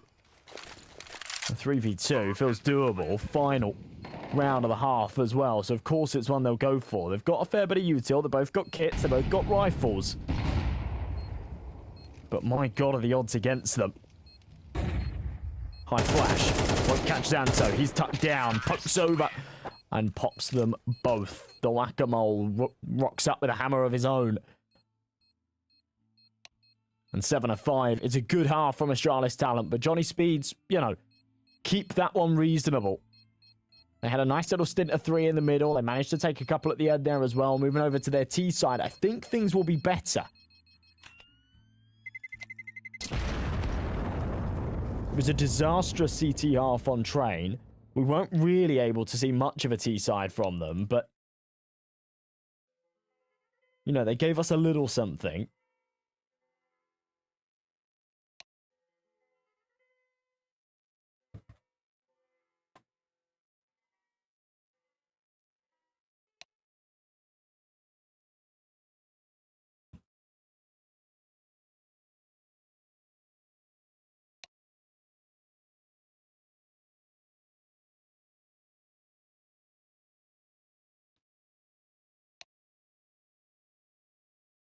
We should be ready to rumble in just a second.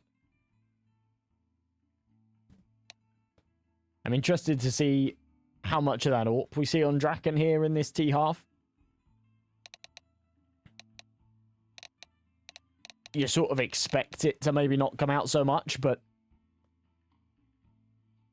also Draken's one of these players that is happy to play quite aggressive with that sniper. We've seen it in various rounds here as well, where he will take these close angles. Had it out a lot on that CT side.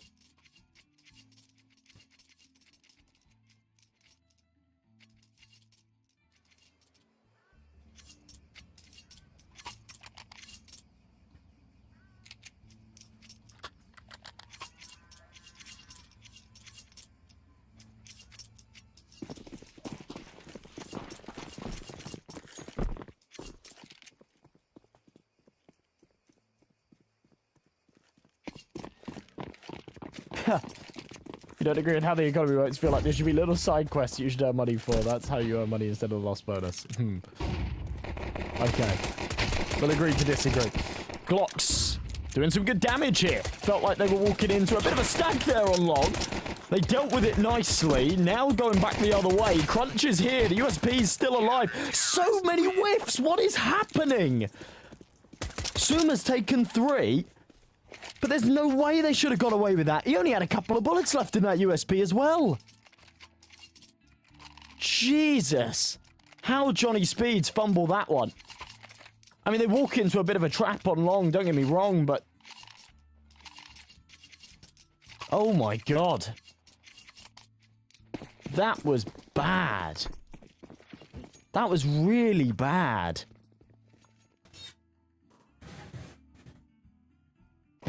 Just scrap him for a head there.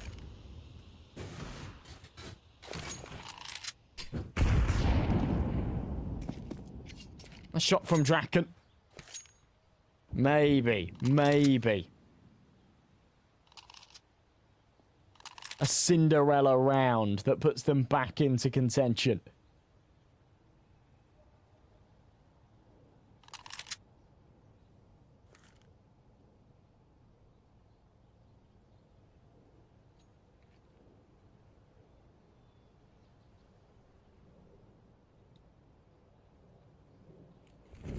Ready to pop apps.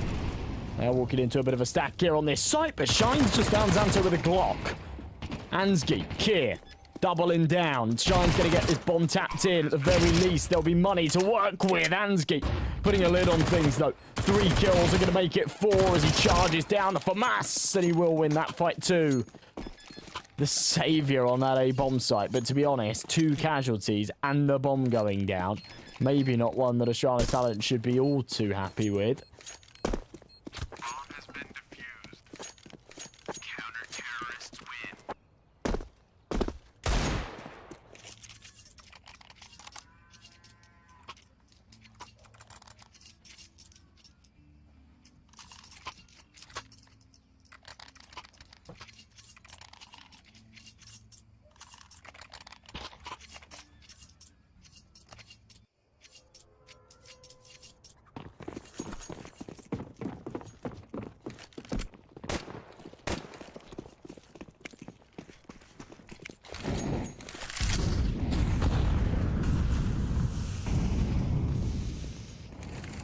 All right, Johnny Speeds, time to shine.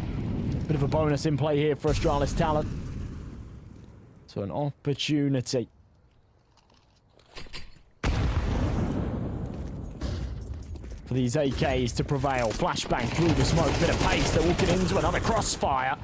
But, ooh, okay. All right, they kind of come out with something. It's not great, but a recoverable situation. AK's out. Rotations have already come, though. And that AWP's posted here in apps. Draken needs to be quicker. In fact, he could just get better timing. And that's what we've got here. Ansgi turned the wrong way. That is brutal. He was on the angle for so long. Draken just gets it. Locks up. In a perfect moment. Shines there with him. Draken hitting heads. He'll find himself an AWP as well. He'll be happy to take it. Not bad at all.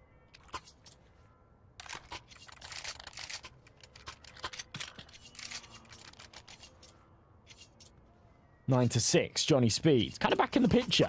Astralis Talent, without the money, will come into this one with a bit of a broken economy, and this is how quickly the tides can turn. If they win this, then, yeah, we're looking at something else. But if they don't, which really they shouldn't with what they've got, then it will be an eco. Johnny Speeds will take 8, and, you know, things start to heat up again.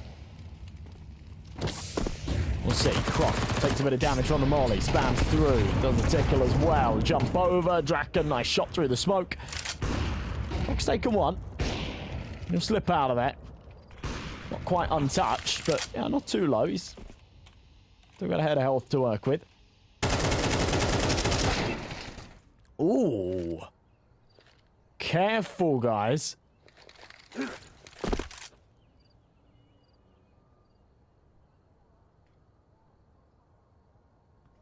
This feels a little scary. Croc with 1 HP is gross, but there you go. Mail keeping things sane. Rolf doing the same.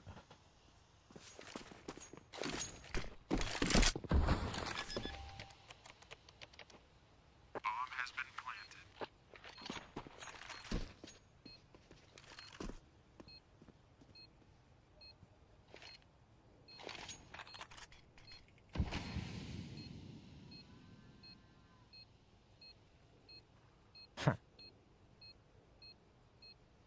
The rivalries in the chat.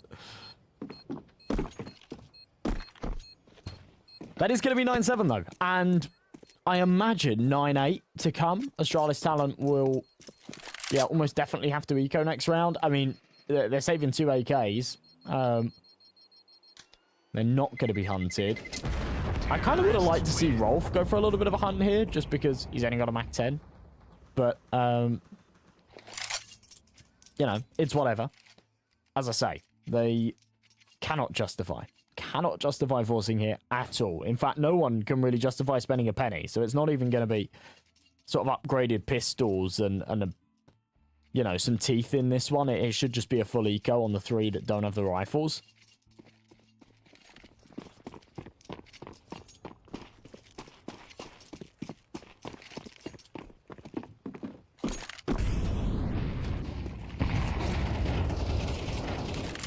Expect Johnny Speeds to make light work of them. Morph will have an opportunity perhaps to upgrade that AK as... sorry, that Mac 10 into an AK as well. Instead, he's gone to the 5.7. It doesn't matter. Losing that Mac 10, absolutely fine. Blessing in disguise again gives him that opportunity to upgrade into that rifle in the next. Mail just on the other side of this smoke. Ansky waiting.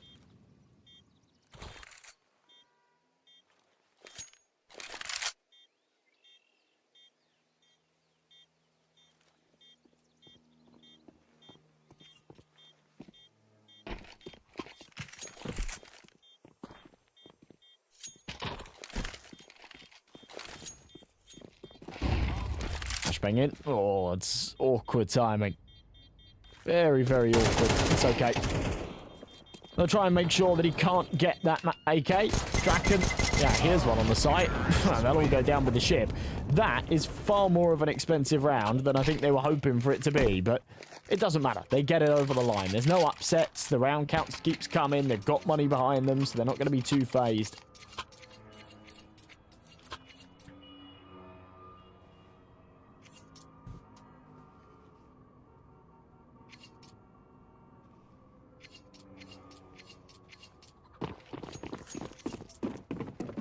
A 9-8. The floor's on fire. Things are getting pretty hot here in this third and final map. Winner moves on to the finals. Loser goes down to the lower bracket. Don't worry, it is double a limb. But a much easier route if they can get this one over the line. Croc around this corner. We finally have the guns back out for Astralis Talent. This scoreline only really closed up on the basis that the money was broken.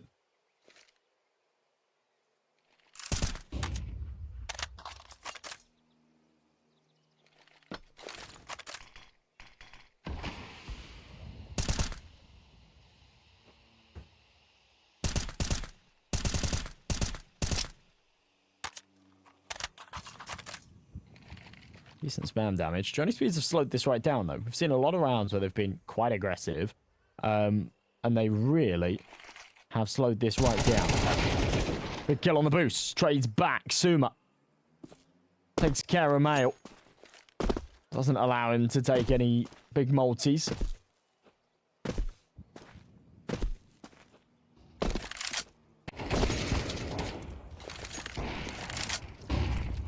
Damage off of that one. Has to get on out of there. They'll press into Banana. Kieran tucked behind the sandbag. Surely they check for him. Oh my god. I mean, they're pre-firing him and somehow not finding it. It's such an easy opportunity to put that back into a 3-on-3. Instead, they fumble it. Suma, is he going to walk through this smoke? Yeah, there's 10 seconds left. They need to hold this smoke or he's going to deny the plant. That's round over. It's a mess, but Draken... Yeah, too late. No time. Wow, that is a stinker. Nice shot. Wow. All right, we'll give him that, but you got to hold the smoke. I know you kind of got to hold both, and that doesn't really work when there's only one of you, but that was rough. That was rough. If they find that kill on Takir as well, you know, they knew he was there. I think they saw the knee or something. They were going for the pre-fire. And couldn't get him. Either way, Johnny Speeds lose that round, but they do so much damage that Astralis Talent's money is broken again. So, this is just sort of how fragile CT side is here in MR12. They won the last. They rocketed 2 MP9s and a FAMAS. And if they lose this, then they'll be economically broken again. We'll see the scoreline kind of tied up. Took so long to kill the planter. Should have killed him. Yeah, I'm kind of with you there as well. I'm not sure sort of where Draken is. I think he was taking like a much... In fact, I just don't even know. He can't have been watching Banana. But yeah, it felt like he was so slow to get back on that angle. Big kill. Sapek needs both. There it is. Doesn't expect a third, but Shine is there to provide the air support for Xanto and Ansgi. No-brainer. Save call. As I said, we'll see a fair few of these this map. This CT side with the Astralis Talent.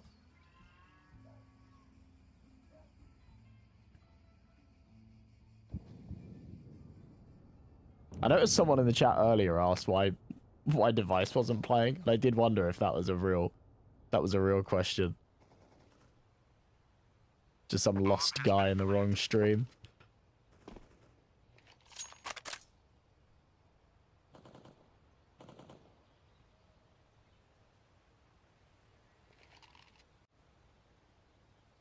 He's injured right now. Oh, is he not playing in the main game either? I haven't even looked. I just found it funny. Like, yeah, he's definitely not playing here.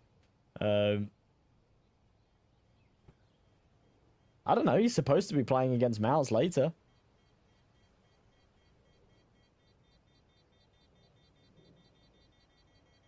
Yeah, he's in the arena. I don't know. It was a joke. Okay. All right. Terrorists win. I'm just sleeping. I'm miles behind. You gotta bear with me. So 10-9. Yeah, money broken again for the CTs. Age catching up. He's sick. Yeah, he's not even sick. It's just like old age, right? It's just arthritis flared up today.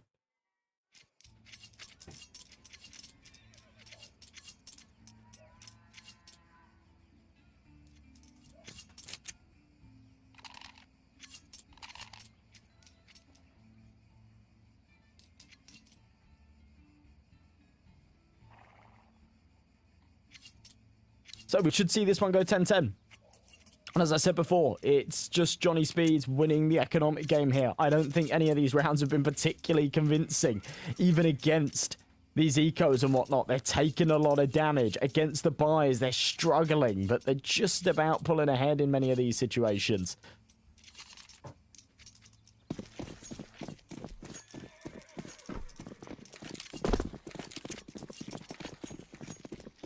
Don't make fun of me with arthritis. James is still a decent player even with that disease. Okay. I'm sorry. Stop.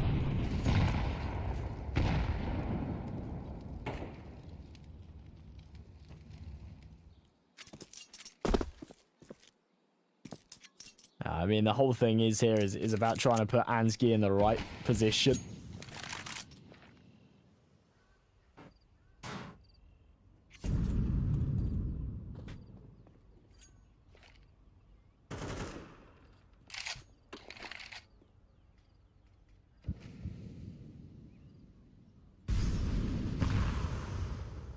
Hey, Jane went to Paravision.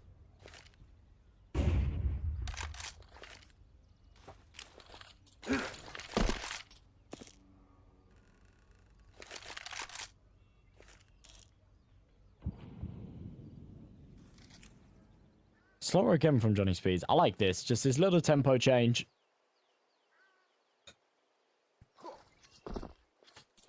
It did kind of plague them last time. They actually weren't able to get that bomb planted after it was denied. Suma's just found one with the USP. Careful again, guys. Look, Rolf's already out on A. We don't need to take any major risks. There's 20 seconds. Get that bomb over to A, secure the round, then you can start farming some of these eco frags. Take G.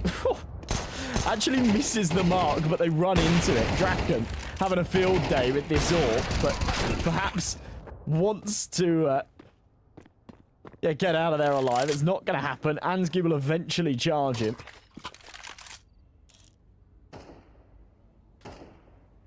Yeah, what a nade. An accidental one, but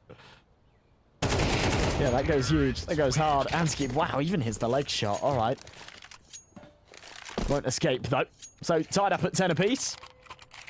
And as I say, it has felt like these rounds have been fragile. It's felt like these rounds have been very fragile from Johnny Speeds. I'm a little concerned as they go into this bye, but I'll stay optimistic.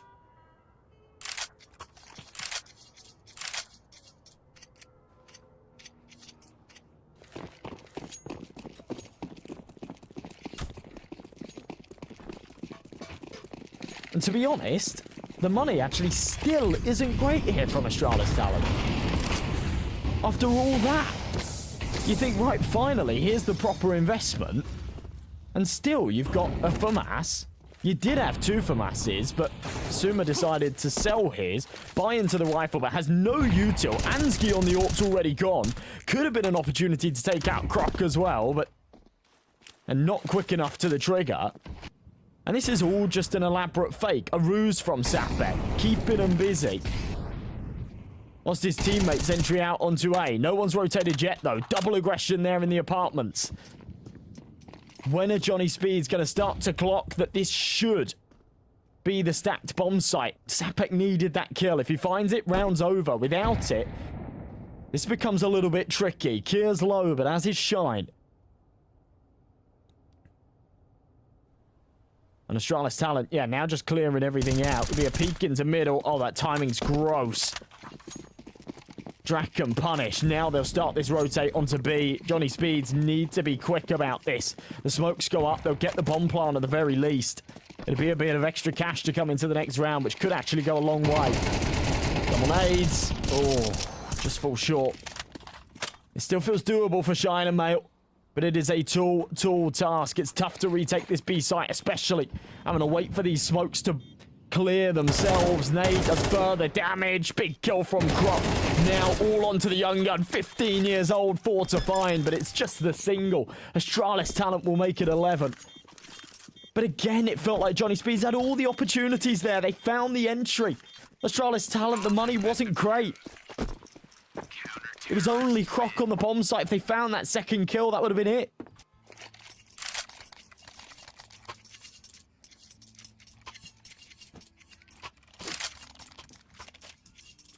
They still have cash to reinvest, though. And as I said before, that bomb plant will help them out big time. But it's kind of the last hurrah here for them. They win this round. They're back in the picture. They lose it. And it's got to be cooked. It's got to be cooked. There will be quite literally no money for Johnny Speeds.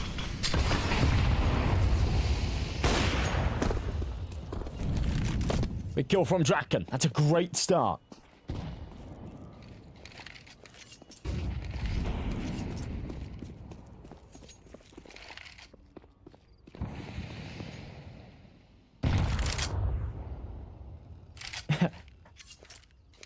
Dear John, please, Johnny, come on. Go, Johnny, go, go, go. That's what we want. Someone's got to start playing that song. Psych up the boys. Here comes Johnny. Up onto the B site. Draken already found that early advantage. They should be able to get this tied up at 11s. I'd be very surprised if they don't. Looks like Astralis Talent will just pull the plug on this one already. They don't even want to start the rotation. They'll hold on to these rifles. Now, Johnny Speeds have got a decision to make, really. And I think they've already made it by the fact that no one's sort of exited already. But it's very clear at this point that Astralis Talent aren't playing for the retake. So do they want to try and get these guns out of hand? The money is really fragile here for the T side too. But there is sort of this added benefactor of if they hunt and they find these kills, then Astralis Talent will have no money going into that next. And we will almost definitely see Johnny Speeds hit 12. Terrorists win. Where's my man, Macdo? Where is he? Things are heating up. This is edge of your seat gameplay.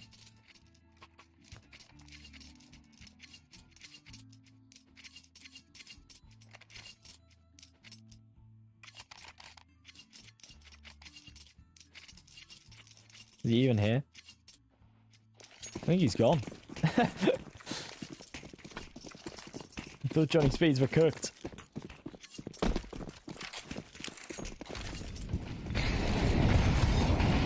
Alright. Well, it's lovely to see in the meat of things, in these important rounds, both teams stacked up to the max. Rifles out all round. AWPs on the boys that want them. Draken and Ansky. The battle of the titans with these big greens.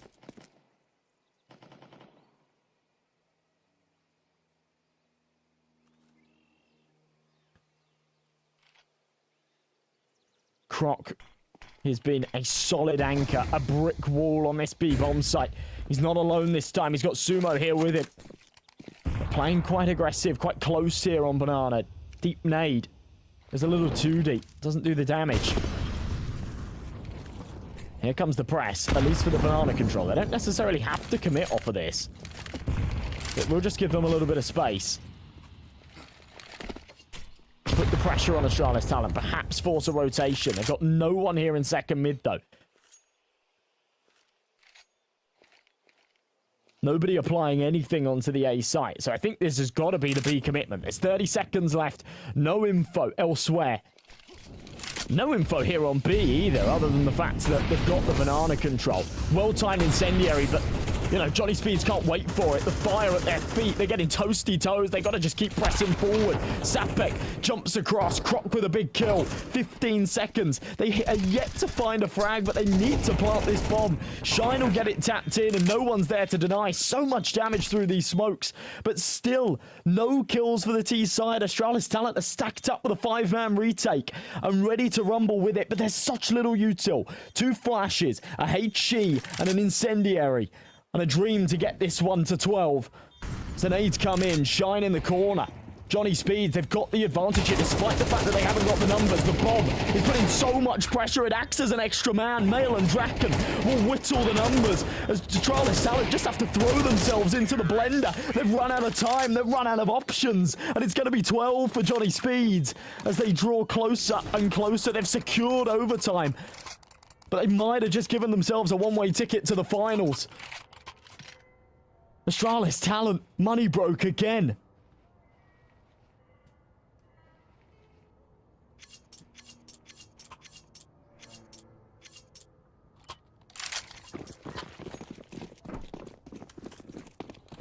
Three MP9s, 2 M4s. A David and Goliath story here in round number 24. 13-12, GG. You're right, nothing.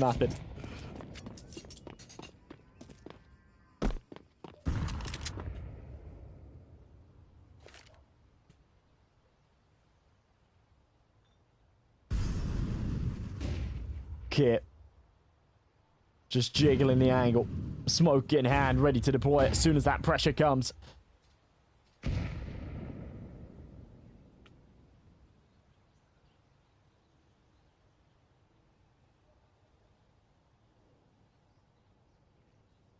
$3,000 viewers, jeez.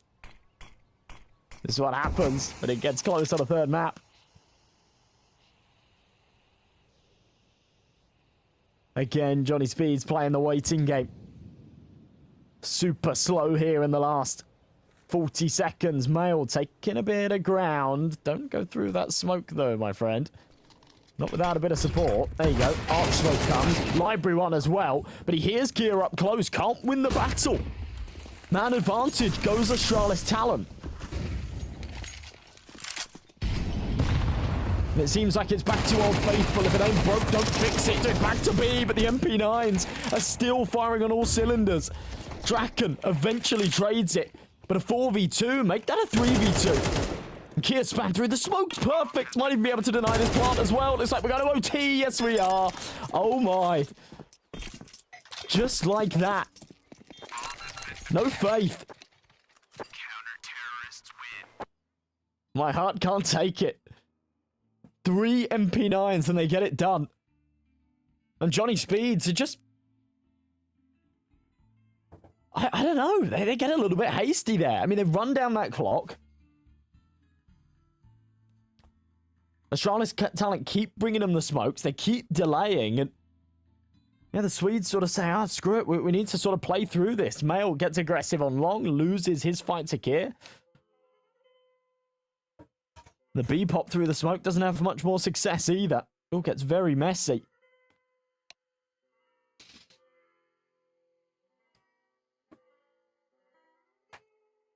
There's a one-way ticket. An easy advantage to get that closed. It's Mr. Johnny Speeds in the chat himself.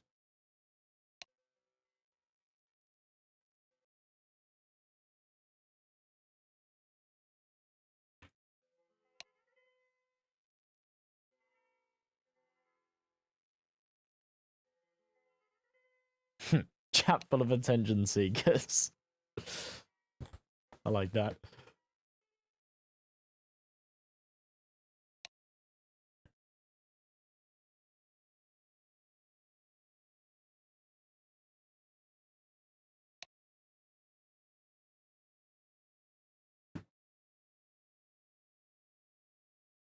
Mr. Johnny Speeds, you should start doing your own streams. Yes, yay games and stuff.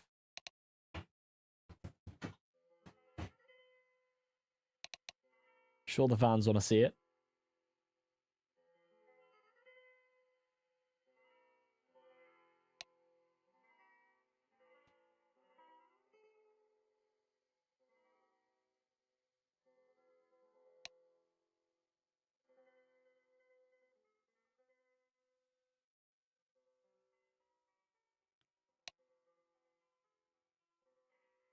Tier 1 games. I'd be very surprised if FaZe don't beat Falcons. Yeah, that would be ridiculous.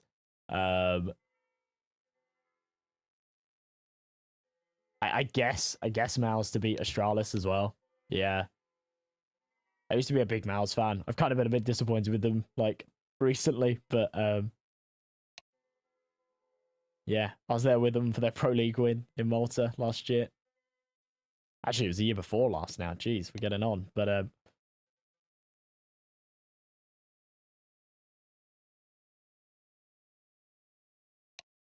yeah, that one was crazy. They let me up on stage with them to take a picture with the trophy. They were all in their Mouse jerseys, and I'm just there in the middle in my West Ham shirt. It was cold. It was a cold picture.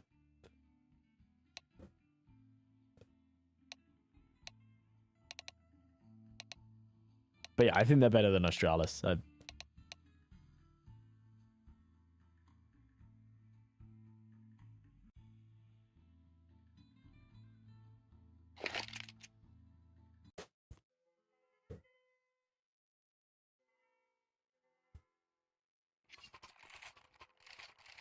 Seems like we're ready to get back into things, though. Little sort of 2-3 minute break before going into overtime. You got to give these guys a moment to, I don't know, take a sip of water, go to the toilet, whatever. It's been 3 maps. We're now here in OT on the 3rd. You know, it's pretty taxing stuff. For an early morning game as well.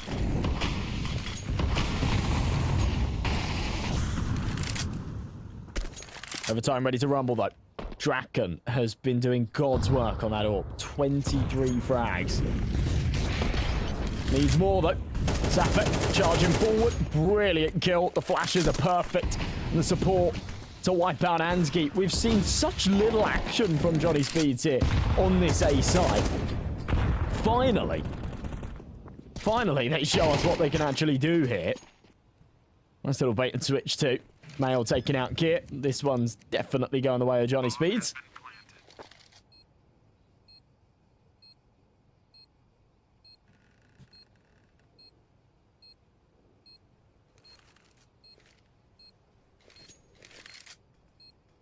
With it being OT, there's kind of no reason not to have a little go at it. There you go, Draken.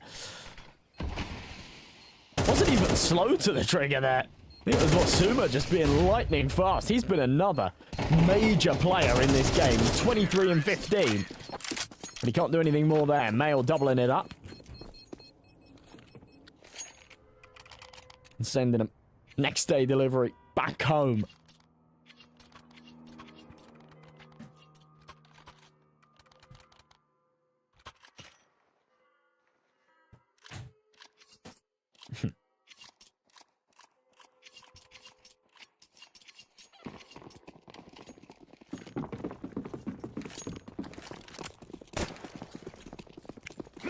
It's funny to see these like wild ass spoilers. I can just see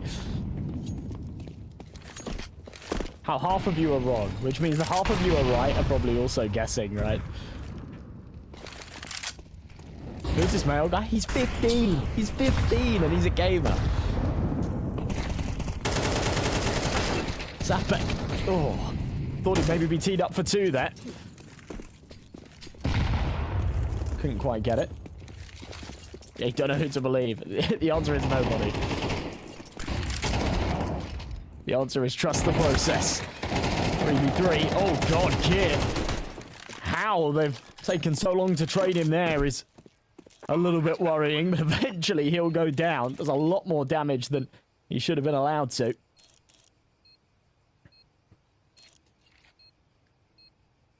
Two v two either way. Very slow rotations here from the CTs, so lots of time for Johnny Speeds to set up in these post plants. Draken definitely saw one. I don't think he was spotted himself, but they should expect him here towards pit regardless. Smoke will give them a little bit of leverage to maneuver their way out. Brilliant shot. HE will finish as well. That is so sick from Draken.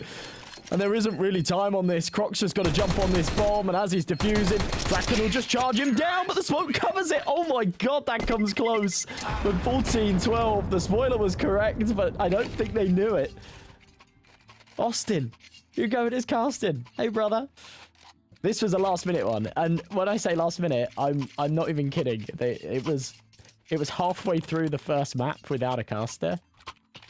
And they said, M&J, can you jump in? And I was like, yeah, go then. I'll get out of bed. Been a lazy boy today. Yesterday was a long one. 6-hour stream. But it was good. It was cool. I went all the way to the end, by the way. I did, like, the entire, like, final match and everything. It was brutal. It was brutal. 14-12, right? Draken, so sick in the clutch. The fact that he hit that leg shot actually won the round, because then it meant that the nade could finish off the diffuser and he didn't have to aggress. Otherwise, he would have just been traded and that would have been round over and 13-13. Magda, this is not proof that I'm an insider. It's not proof, but I hope for your sake they close it out. Kia's big again. Another sick double. Suma, in from short. Okay, all right. Shine just kind of caught with his pants down there. I'm not really sure what he's doing, but that's okay. Astralis talent will make it 13. At least they get something out of that half. Johnny Speed's still definitely slightly favoured here, considering this first half went 7-5.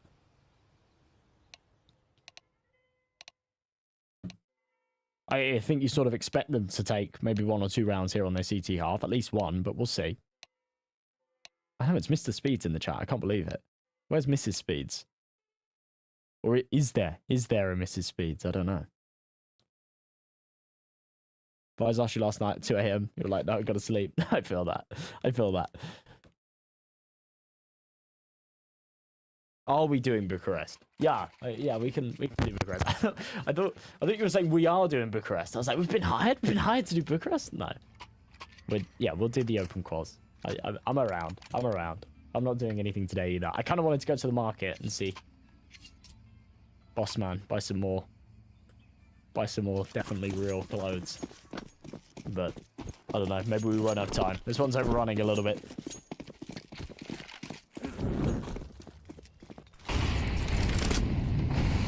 Rifles out, both sides. Astralis talent. Again, don't want this AWP. Ansky. On his T side, we didn't see it in that first half, really, at all.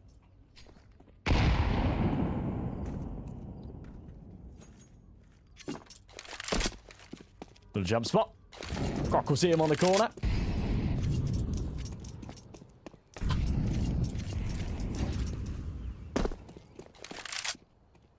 AKs will start to barrel towards A. Rotation already coming in. That's Draken on the AWP.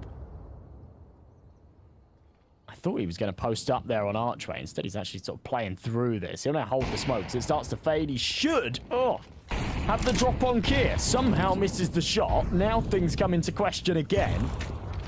But a 5-on-5. Well-timed incendiary. That is perfect.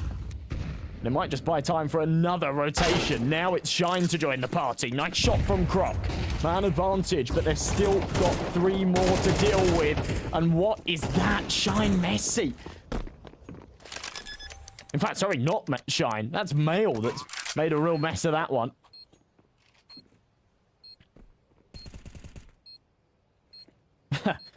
Script is like this. Lose this round, win the next 2. We'll see. We'll see. It looks like this one is a bit of a lost cause. And again, the stars align for it. Everything's there. The early rotation. 3 players on the side.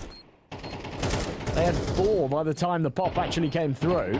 Shine's sort of playing for this. His teammates are leaving him a little bit high and dry. He's having success. Nobody else is. That's for Sapek. Yeah, even though, you know, it's OT, you don't ordinarily save in a scenario like this. There's nothing more to play for. The bomb will go boom.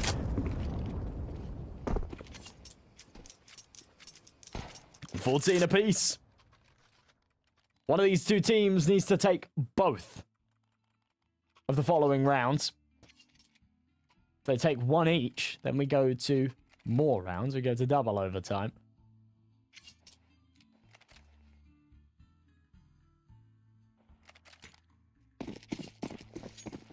My rate whittles by the minute.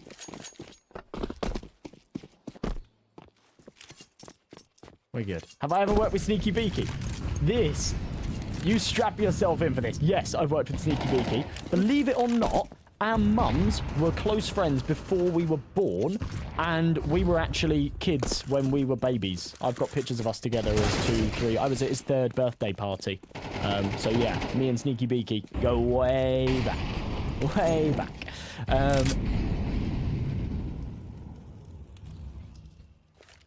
Yeah. How crazy is that? But yeah, I've also worked with him a lot over the years. So yeah, he's a good friend of mine. Good friend of mine. Bad round for Johnny Speeds, though. Can I read you a bedtime story? You're getting sleepy.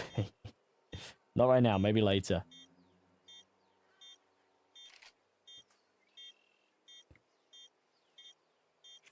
We were kids when we were babies. Yeah, something like that. Something like that. Double OT or bust, though, for Johnny Speeds. They've had their opportunities. They really have. Oh, wait, hang on a minute. Hold the phone. Oh, my God.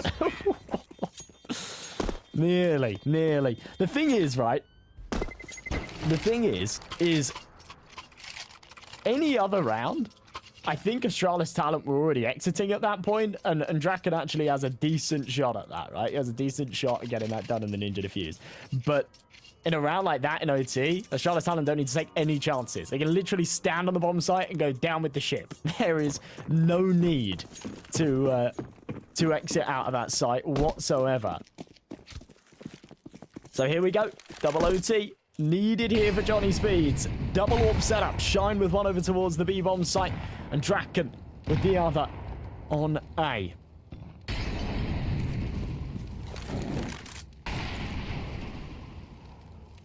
It's the match fix. My bed didn't hit. Yeah.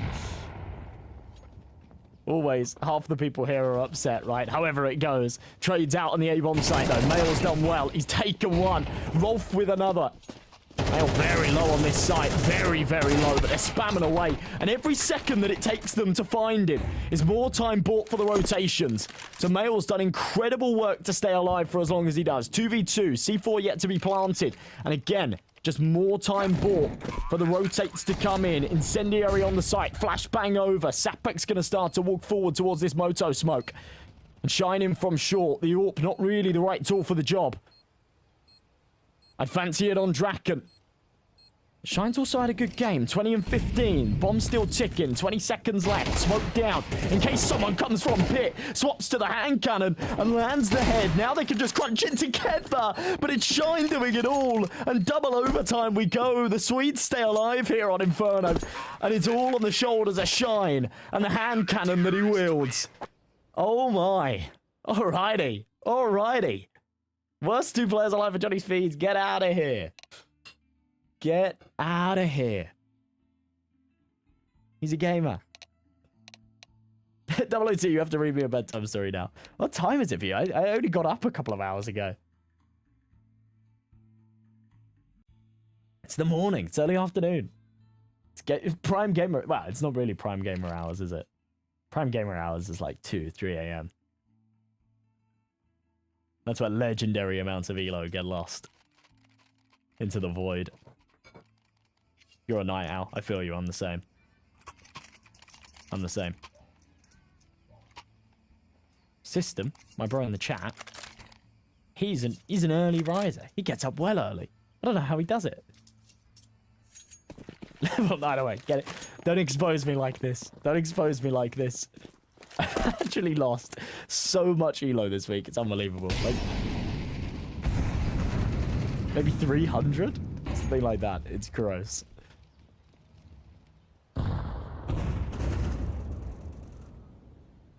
Why does Mel look like a 9-year-old? He's 15. He's 15. And that Godsent picture was when he was maybe 14 or even 13. So, yeah. He is very young. He's a very, very young player. And he's very good. Give him a couple of years. I think he'll definitely work his way up. I wouldn't be surprised if, like, Nip continued to do shit and try and pick him up in a year's time or something. Swedish donk, yeah. I'm with you. Rolf in the corner then. Flashes out. They won't blind him. They've got a great crossfire. There you go. 1, 2, 3. Can't play through the smoke like that. Got to give Johnny Speeds a bit of respect that they deserve.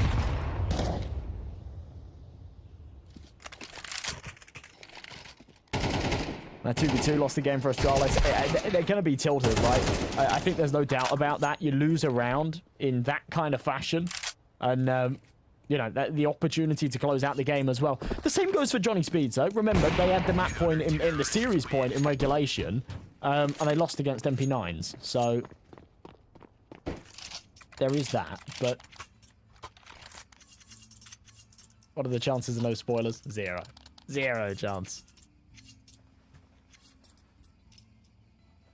Oh, Magdo, there you are. He's back. Are you still holding out? You haven't cashed out, have you? We're still holding on for a Johnny Speeds win. Stop the MP9 hate. I know. It's the best gun in the game. I buy it all the time, but at this level, you'd like to think you can favour the AK. I don't know. Who am I to talk? Nice shot from Zapek.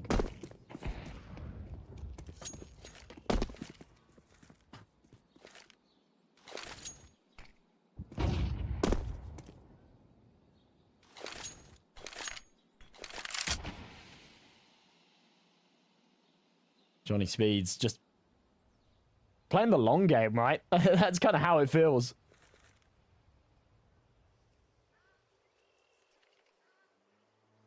You did? You cashed out this shit's a roller coaster? Oh, man. Unbelievable. Not committed to the cause. Nice entries. Actually, yeah, not bad at all here for Astralis talent. Bomb has been planted.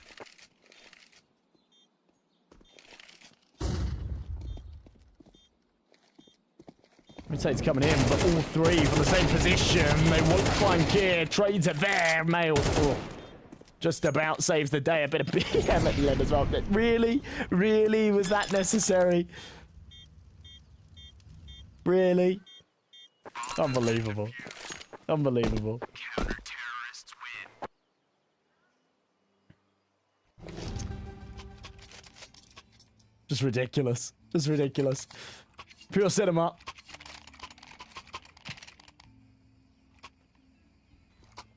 You are not allowed to talk, Austin. You're not allowed to talk. It goes from playing well to just shit-talking the other team and dropping 3 kills after that. Little kid saving our wallet. Sent by God. Super aggression. Oh my. Saplex all the way down on tree. He's taking a lot of damage, but he's found the kill. Just humble goat air, like, get out of here. A spin better. What is that? How does that work?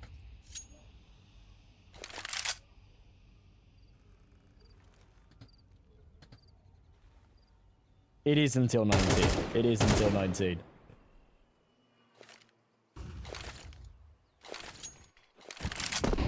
Don't stress. Or do. I don't know.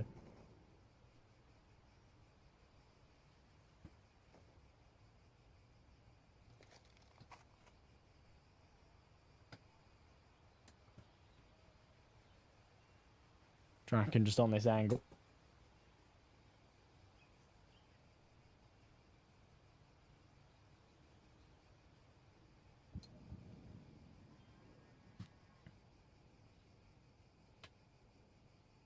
Super slow again from Astralis talent. Desperate to put one on the board here. It's going to be tough though. Man disadvantage, 30 seconds left. They're putting a lot of pressure on themselves. Ansky starts to creep his way forward. Will clear sandbags. Mail's obviously there for the trade. Ansky has to peek out that little bit wider because of that smoke. Just exposes himself to CT.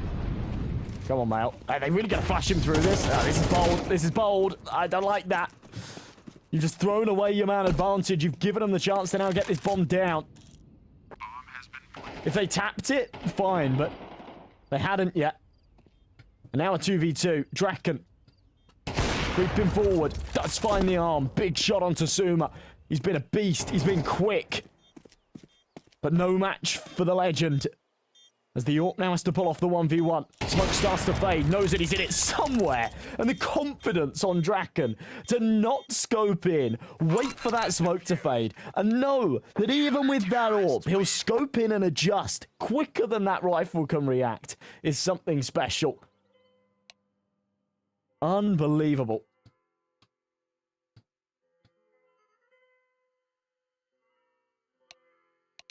He is garbage. Well, he is 32 and 18. So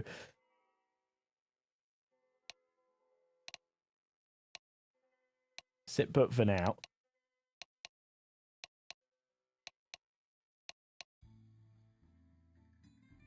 Parlay hit when you cashed out. Oh, bro. Unbelievable.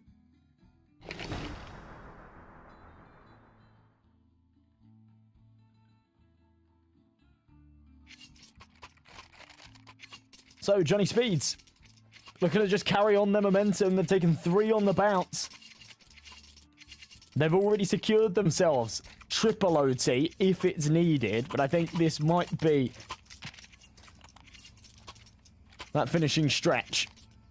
Astralis talentless. Shut up.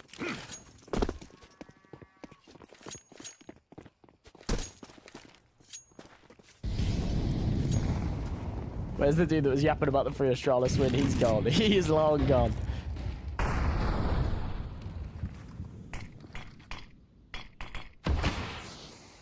Sapek flying around this smoke. Oh. By himself there as well. Trade eventually comes from Mail. It's late. It's laboured, but it's won. Molly at his feet. Can't find the kill onto CT, but has that information. They should know that the site is open for business. Kill with another back, though. That's going to drop the bomb in the open. I can't believe they're still just continuing to force the issue with these fights. Eventually, Mail will grab that bomb. But a 3v2. They're pressing for this. Draken, what a flick. Puts the numbers back to evens. Can't follow it up. And the 15-year-old called upon for the 2v1 to close this out. Won't get it this time. Xanto with a double of his own. And it'll be 16 for the Danes. Oh, guys, we've got another best of 3 after this. This is relentless. Next one's got to be a 2-0, right? Who are we doing after this? Ah, Preasy WOPA. Oh, that's going to be a good game as well. That's not going to be a 2-0. That'll go 3 as well. Oh my god, what a cursed day. So, backs against the wall. Astralis talent need this round. Or it's the lower bracket that they'll be looking at to continue their campaign here in EPL Season 20, Div 2. I know, it's a bit of a mouthful. Sapek charging his way forward. Spots the burst on burst oranges. They'll overwhelm him. That CT smoke means that no further support can be provided by Croc. And over the top of it, it's Shine to spam away. And through the clouds, they'll get this done. A 2-man advantage. The bomb tapped in. Astralis talent have been so eager to save in these situations. But right here, they've got to give it their best shot. And...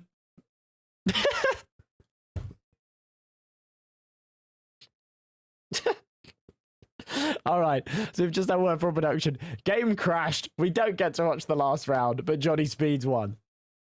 Sorry about that, guys. But yeah, they did win. So happy days for all of you Johnny Speeds betters, especially the ones that came in after map 2 or after things were looking a little bit shaky in that first half. I can't believe that. Actually can't believe that. But yeah, it is what it is. Is what it is. So Johnny Speeds will take it. They'll move on to that final position. We've got that next game coming up. It's the other upper bracket semi-final, Preasy versus WOPA. I imagine we're not really going to have much of a break because they're probably sat raring to go. So we'll take sort of a 5-minute breather. We'll be back with that one very, very shortly. So if you do want to stick around for the Danish derby, then make sure you keep that tab open. We'll see you all in a moment.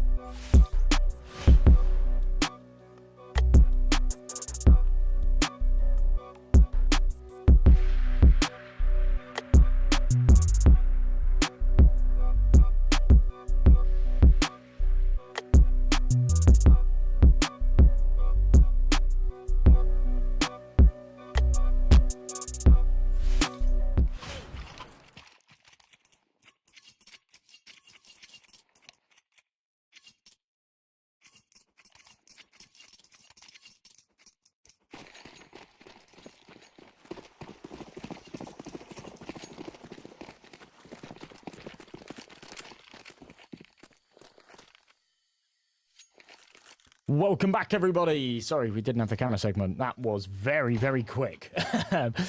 Barely had time to go to the toilet, grab a drink. We are back with the second series of the day. It's Preasy versus WOPA. I said before, this one is probably going to be a bit of a slog as well. A Danish derby between two teams, very similar in the rankings.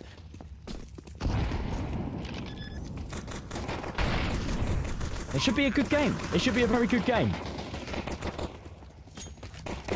Slime finding that entry. It's interesting to see Slime on this roster, to be honest. I thought he'd be doing sort of bigger things after his time on Sprout, but either way, man advantage. Becky on that bomb. They now just have to charge him. Very bizarre round and the way that WOPA have gone about this, but they win the duels and they'll win it anyway. But yeah, sort of planting default, and then three of you just going and sitting in cave, and when the defuse comes in, you just jump through the smoke and run it down. It's kind of bonkers. But yeah, I'm definitely leaning towards WOPA in this series a little bit as well. I do think they've just looked a little bit better recently. It's kind of interesting because, you know, you've got these Danish teams that have emerged, and now that they're in an established position and they are finding some invites and things like that, you've then got a couple of sort of good players that have come in. You've got Prime, you've got Slime that have sort of come and joined the rankings within this team and putting up some decent results. The same goes for Patty as well over on Preasy, right? It's a bit of a downgrade from him from where he was playing before, but you know, he's still technically benched on Gaming Gladiators, and slotting in here makes the most sense. It gives him some play time and whatnot, and he's putting up some good numbers here on this roster. So, comfortable second for WOPA.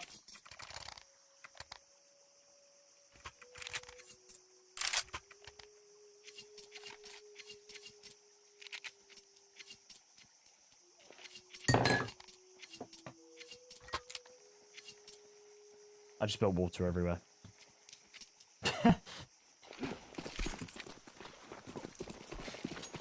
Rip. Alright. We'll sort that out in a minute. First buy then for Preasy. I think you just heard that. Just the smash of the glass. AWP out on Slime. Very early to be pulling out an AWP. He's got it to work with. They're going to press forward. There you go. That opening pick. It'll take a little while to trade him, but it does come through. Vasilian with one back, but yeah, short-lived out of him as well. Very late rotations from Vigo and Grilla.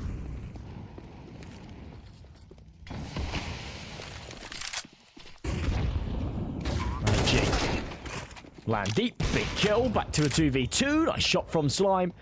And all onto the shoulders of Vigo himself. He will also walk into the waiting scope. And I don't even think we have a kitchen now.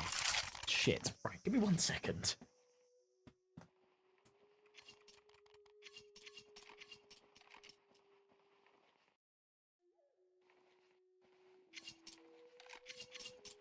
We do.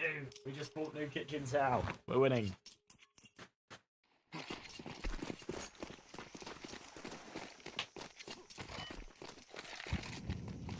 Back to a full eco here, a Preasy. And yeah, so far, WOPA are making light work of this. I think this is maybe a bit of a testament as to what's to come, but we'll see. As I say, both of these two teams very, very closely matched in the rankings and whatnot. I wouldn't be surprised if this ends up sort of going the distance and we do see a third map here. There's one thing to be said for both of these teams. More so WOPA, but actually does apply to both.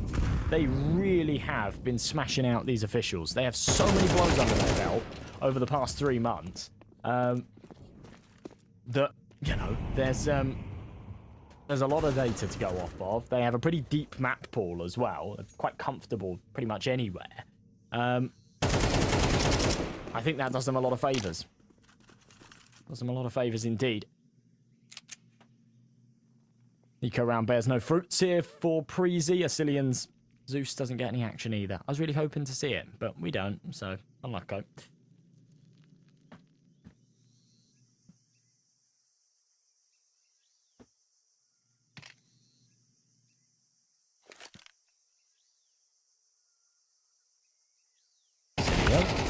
Oh, all right. No cigar. Not gonna happen. 4 on the board for WOPA. Straight out with another full bite. Is this a practice match or something? No, believe it or not, it's a semi-finals. Vigo is the only one that looks like he's got any teeth at the moment.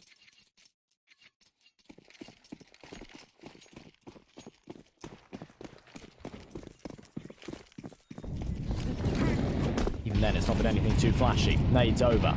Decent chunk of damage dealt from it. Nixon low. Patty will look to spam back. Ollie goes deep. Patty burning. Careful.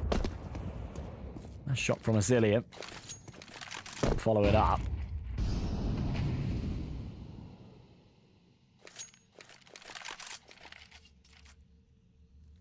Sort of wonder for a second that the X-ray lines up with the crosshair. Will he pull the trigger? The answer's no. WOPA. Back to evens with that kill. Prime pressing forward. Vigo gone. Good trade back from Grilla. But to be honest, these trades, they favour WOPA. They thin out those defences. They make it so much harder to hold on to these bomb sites. And in the 3v3, Patty has just spotted one walking up. He hasn't been seen himself, so a bit of an advantage there. Becky, big kill. Should be able to take the second as well. Knows that Noffy's low. All falls onto Nixon. They're going to try and boost over this smoke, but I don't think they'll have much vision over it. It doesn't matter. Grilla's there on the angle. It's a better round from Preasy. It's a much better round from Preasy. We're just walking out on the B site. The pants at their ankles.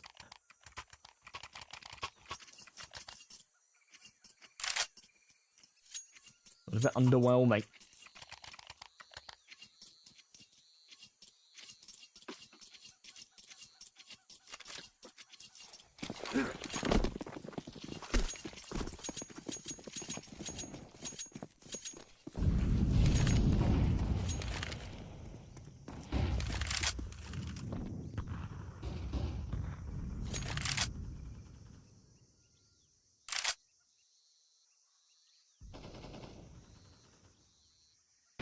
Still ticking.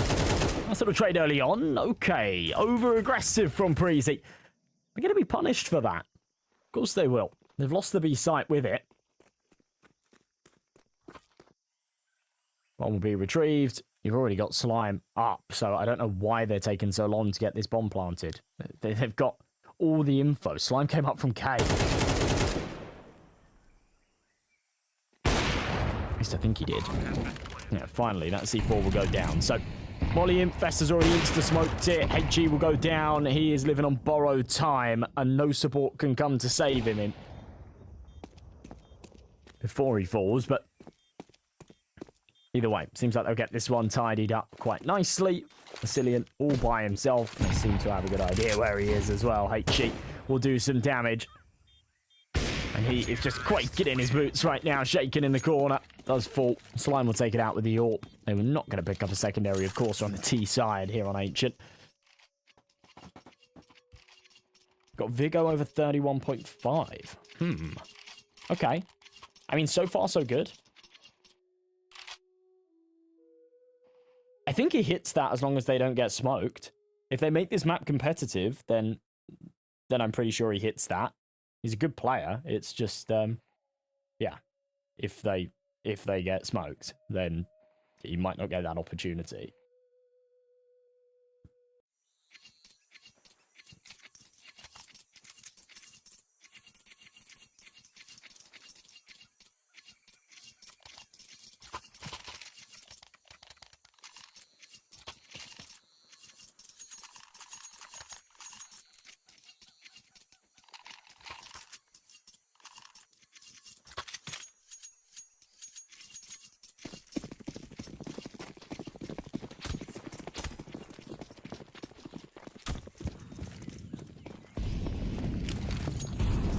Alright, so fascinating, lots of damage dealt. That's Nixon low already. Just against these pistols, you have got to be careful. Oh, we've got the counter. Vigo under 31.5. You're rooting for the WOPA stomp. So far, it's kind of what we're getting. Prime with a couple of nice kills.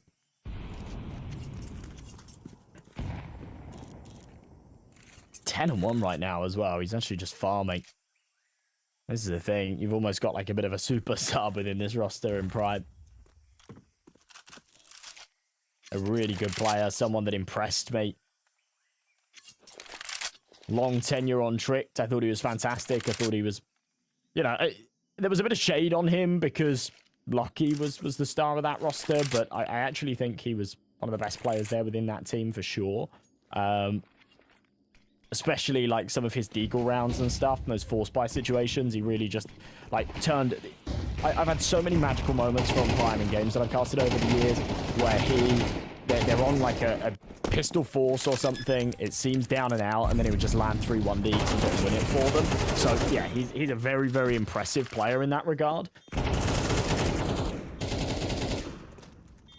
Then went over to Sashi. I thought he was good on Sashi as well, but you know, they rehauled the roster. Picked up the espionage boys.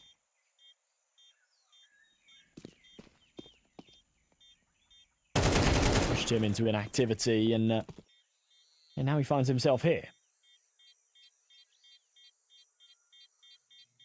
That's been since the tail end of last year, and has pushed WOPA to new heights, right? They won Power League last season to beat Astralis Talent in the finals. It's kind of the first time that we've seen a Power League that has not had any like big players in it. Danish Power League's always kind of been plagued by good teams over the past few seasons. We've always seen, like, if I just sort of go back a little bit, yeah, Sashi were playing it until the season prior to that, and yeah, consistently there was always like one really good team. It was always either Sashi or who was before that would play it? I mean, Sashi would just sort of win every season for a while, and then yeah, they had like Tricked and stuff playing it prior to that. So yeah, sort of makes sense. A couple of good placings in the last seasons of EPL as well. Finished third last season, second the season before that. Team that have grown used to these deep runs.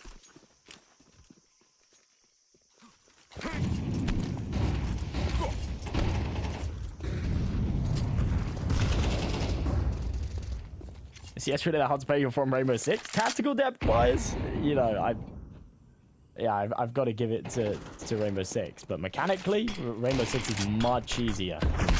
Much easier.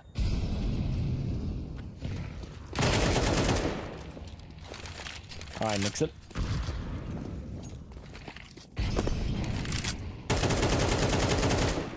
I didn't like work for this, to be honest. WOPA are really not exposing any weaknesses in their attack as things stand. The one round that they lost was a 3v3 that ultimately came down to the fact that no one was watching long.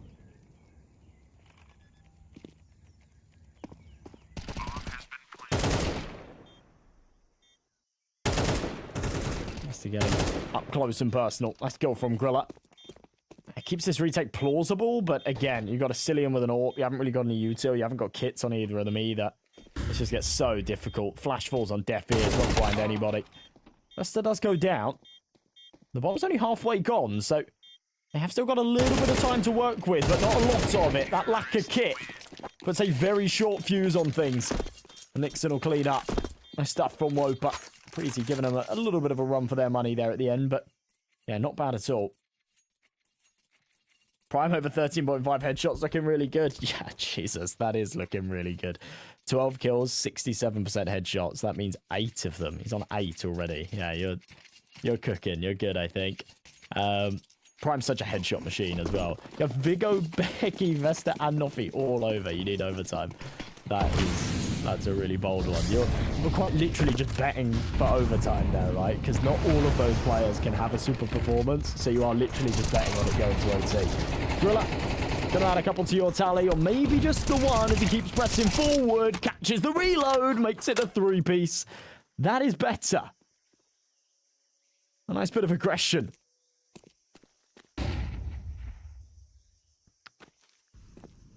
You get a new mic. Shit sounds so much more crisp than usual. W casting as per usual. Thanks so much, man. I appreciate it. It's actually not, but I've had a lot of problems with my equipment recently, so I've been bouncing between different mics. So this is a Shure SM7B. I've had it for, God, 6 years, something like that now. But yeah, I've had a lot of problems with it and the interface, so I've kind of been switching and using sort of different stuff sometimes, which is why it sometimes doesn't sound very good. But I'm on my usual stuff, and it's working for now. So yeah, we're rocking. Yeah, I appreciate it. I replaced some PC stuff because I don't actually think it was my mic. I think it was my motherboard having weird compatibility with my mic. I don't really know. Complicated stuff. But even I don't really understand.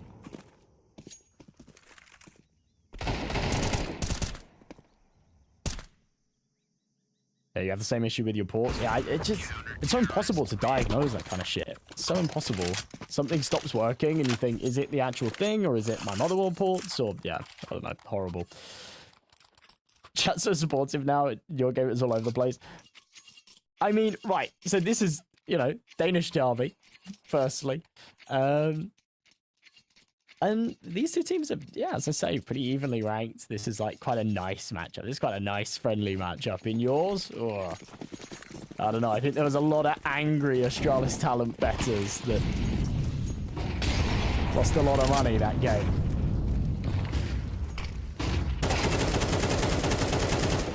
Nice kill from Viggo. Perhaps the start of better things to come here from Preasy. They have lost Grilla elsewhere.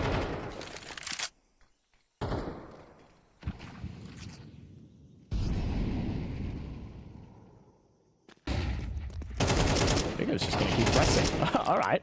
All right, Viggo. A few more of those. It's a sick round.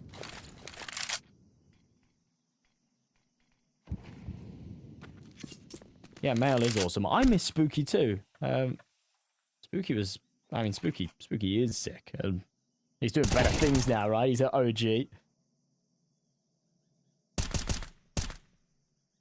He's exciting to watch there. I don't think he's been sort of as scary on OG as he was at the tail end of his tenure on Johnny Speeds, but...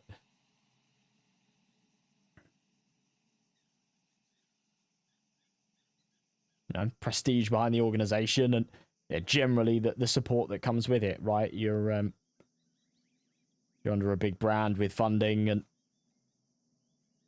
that's what they need. I remember having doing an interview with Draken, like with that original Johnny Speeds roster. I think it was in a Compass game and sort of talking about the future of Johnny Speeds at the tail end of last year. And he said, you know, we're at a point where we're going to start losing players. Their contracts are expiring elsewhere. And I can't remember who it was, but yeah, he said we need money for buyers. It was Hampus. He said like his contract's expiring. We need money to, you know, pay for his buyout and keep this roster alive as we want to. And if we don't, then yeah, players are going to have to start going their separate ways, and it will be a shame.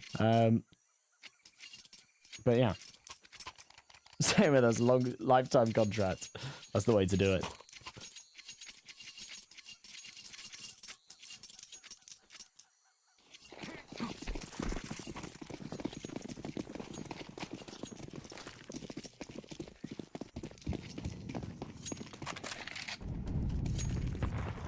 All right, quicker stuff out onto the A site then. Oi, oi, oi, what a hold. Grilla.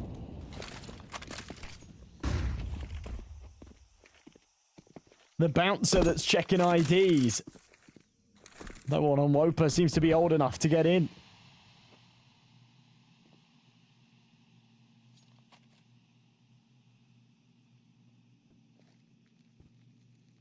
So I'm sort of got a little gap over this smoke, but it's wishful thinking if he expects anyone to peek into it.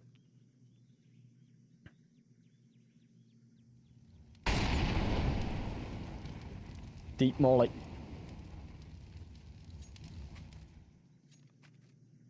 Slime just holding on.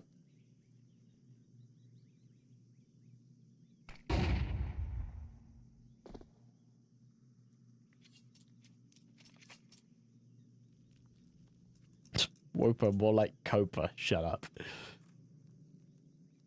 Get out of here with these lame jokes. Slime and Prime them. Looks like they will be allowed to save. I speak a little bit too soon, actually. Patty's pressed up elbow, but yeah, he's really the only one that posed a massive threat there. You can see for a second Becky and Grilla wanting to wrap around through Q, but plugs pulled pretty much instantly.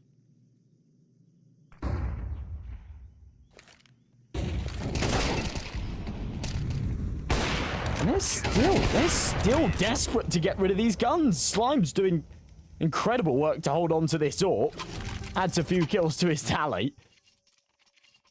It's a Slime and Prime in 5v3. Yeah. They're just trying to trip me up, the tongue twisters.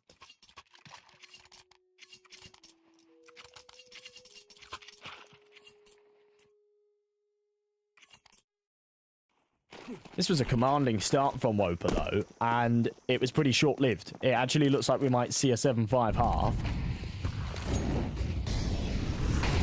It's good for everybody's overs, that's for sure.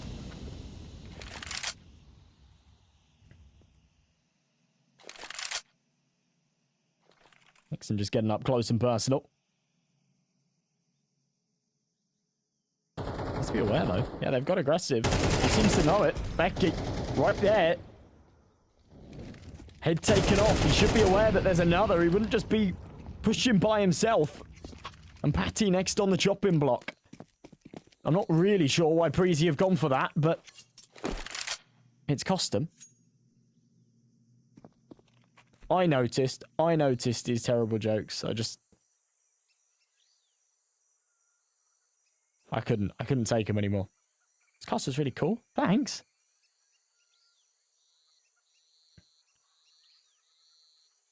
I like these games. I like these games a lot because, yeah, it's a lot more relaxed, right? And chat with you guys. Watch the CS. Pick up a stream. A kill from Vigo. Somehow Asilian's found one as well. This is a 5v3. And WOPA are choking it again. This is gross. Asilian just adding to that further. Muffy and Nixon, now with it all to do. There's less than 20 seconds on this clock. Grilla has gone incognito in this corner. Eventually, he'll be sniffed out, taken care of. 2v2, mega whiff on the cross. Vigo still will be able to deny the plant. HG does enough damage. And as for Nixon, it's the final round of the half. Run at them, die, get a kill, whatever. Don't survive. Ugh. Lame. KD player, get him out. Vote kick. Unbelievable. 7-5, though. They've choked that hard. They were 7-1 up. That's what it is.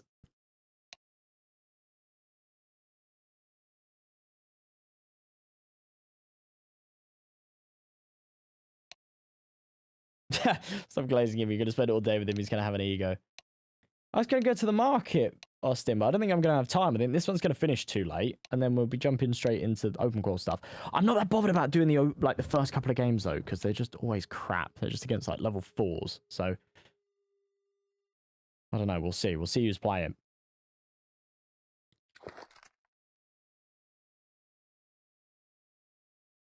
I'm a goated caster, probably going tier 1 soon. I appreciate that, but yeah, it's I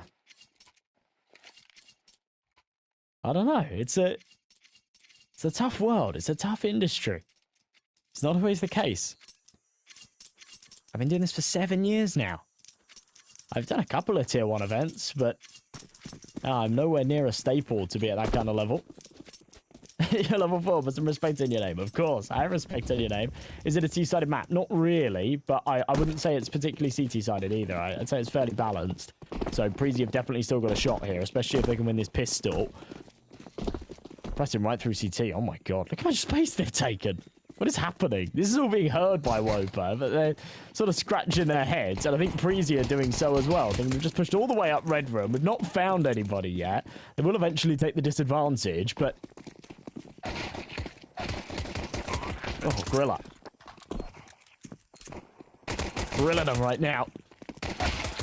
Keeping things competitive in the pistol, but I don't think that'll remain the case for much longer. Diffuse will come in. Big kills from Slime. Couple of nice ones there from Nixon as well, and Prime with 1. Gives him an 8, but Preasy's bomb plant means they'll probably force. They'll probably force that next round, so...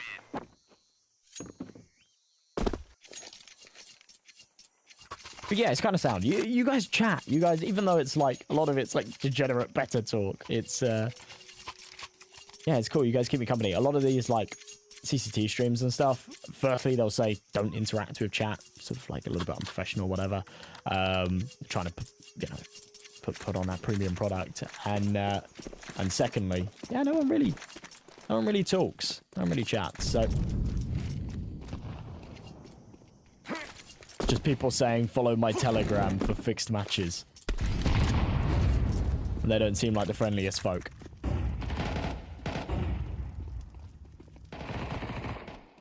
They tell you not to talk about betting. They gave up. Yeah. You have to. It's fine. It's the culture.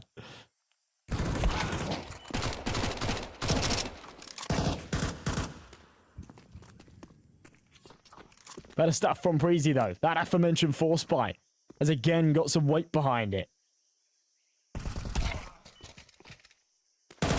Prime with 1 back, but Patty sneaky behind the pillar.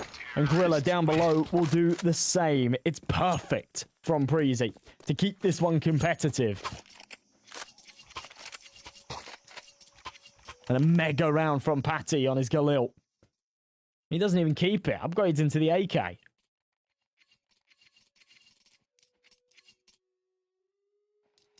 Gorilla sounds like some rapper's name. He could be. You never know what he does in his spare time.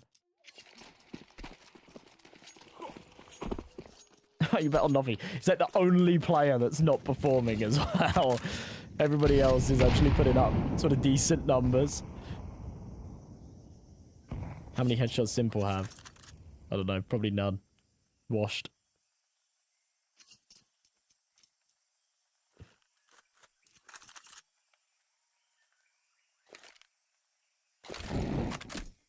Not even acknowledging your joke, Ben. Ignored.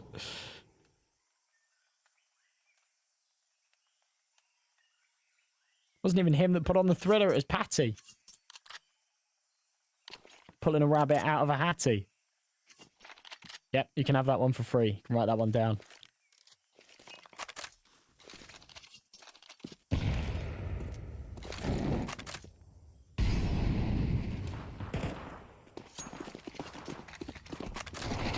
Eight six then. And it is the Force Spy from WOPA. At first glance, it doesn't look like it. It's only the pistols, but they've got the Kevlar behind it. Patty sure has this caster very chatty. Oh, yeah, that one's better. That one's better. I'll give you that one.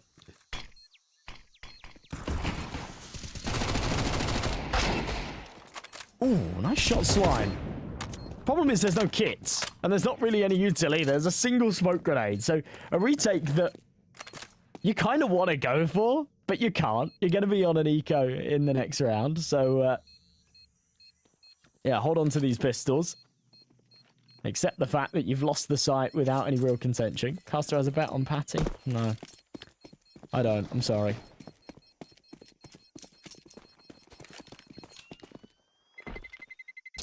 Terrorists win. I don't even know where you guys bet, to be honest. Like, no, like, UK bookies have all of these crazy markets where you can bet on player overs and stuff.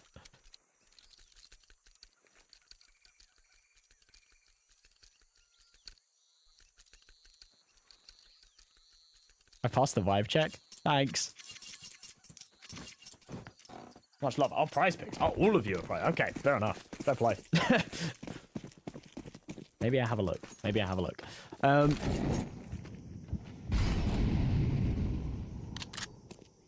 Alrighty. These pistols out again then. Obviously carried across from the last round. Mostly Americans. Alright, fair play.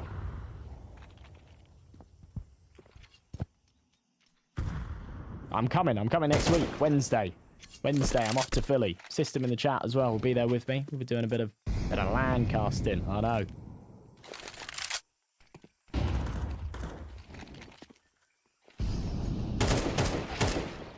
Tapping away, Patty.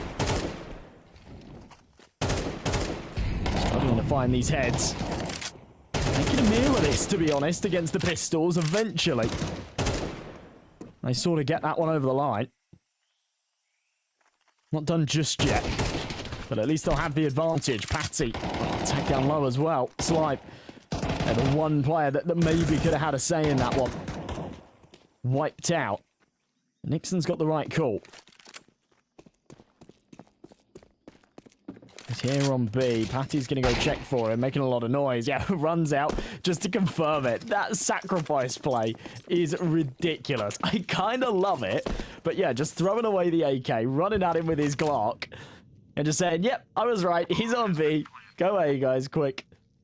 Get a Philly cheesesteak? All right, I will, I promise. Last time I was in Kansas City in December, and it kind of fucked my stomach up because you guys put loads of weird shit in your food. And, yeah, I kind of struggled a bit, but I'll try one. But yeah, me and Austin, we'll be there. Austin's going to make sure I get him Philly. Yeah, thanks, man. Well, Nixon knows that this one's a lost cause. There is no time on this bomb. He is just looking for exits, and he will take one. Really with a nice trade. I mean, that's all things considered. Very good damage from WOPA, but I think they were hoping for a little bit more. I think they were hoping for a little bit more than that. If it's supposed to taste good, not be good for you. Yeah, I mean, tasting good's great, but... yeah, I don't know. Kind of screwed me up. I had these, like, chicken waffles, and they put this, like, crazy syrup on it, and it just destroyed my stomach, and I woke up in the middle of the night and was sick. Like...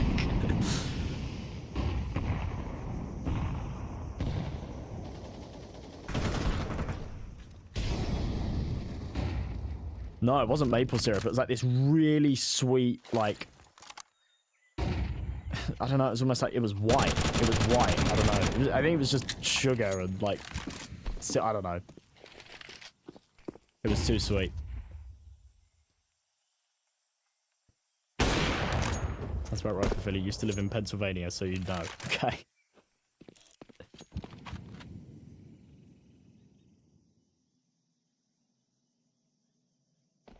Honey butter? Maybe? Yeah, we did go to Waffle House. That went crazy as well. Like 2 a.m. Tried the legendary hash browns. Nothing. Done very well there on that defense. This one's to the USP. Oh no, Slime's whiffed. This is ridiculous. Bomb has been planted. Nixon shouldn't be in this clutch.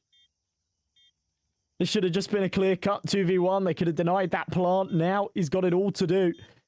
They're both stacked up on long. They should be aware, but no, holding cave instead. Swings out, spots the second. Nixon has played that to perfection. But again, it comes a little close for comfort. Waffle House smacks. It does. And at 2 a.m., this is what everybody told me, right? It was like, yeah, we finished. I was playing the LAN. I was playing Philadelphia, and we finished our game. And it was like 1:30, 2. And I was shattered because I was jet lagged as well. And yeah, they said, like, come on, this is Waffle House hours. Like, we got to go. And we did. And yeah, it banged. It banged. And I'm all for the service as well. Everyone in, like, Europe's so grumpy, but... the lady at Waffle House called me baby. She was like, yeah, baby, I'll get that for you. She was just, apparently that's all part of the experience. Ask for the secret menu next time I go. Okay.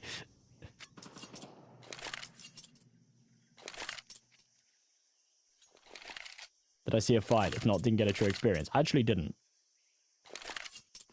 I'm sure we'll see one in Philly, though. The black woman calls you sweetie, baby, or honey, yeah. It's all part of the experience. That was your auntie. Thank her for me.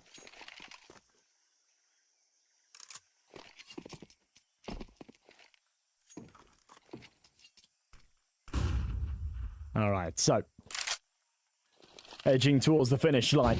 It's WOPA. It felt like this was going to be their map through and through anyway. They started it off very well. It was 7-1 up, and it's their pick. But by taking it the distance, gets everybody warmed up a little bit, gets everybody's overs cooking. There you go. Swaps to the AWP.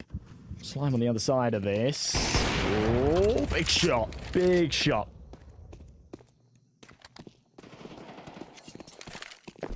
Puts things back into a 4-on-4 with Gorilla taking another. The numbers go in their favor. With 25 seconds left to tick, that bomb's going to go down. That time pressure alleviated.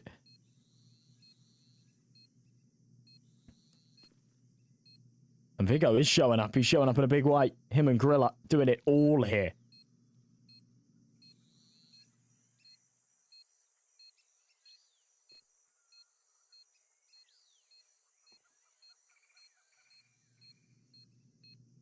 Does Vigo clear this corner? Doesn't even need to worry about it. No, they can just exit out. Maybe he does. He's still entertaining it. Noffy doesn't want to give him the fight.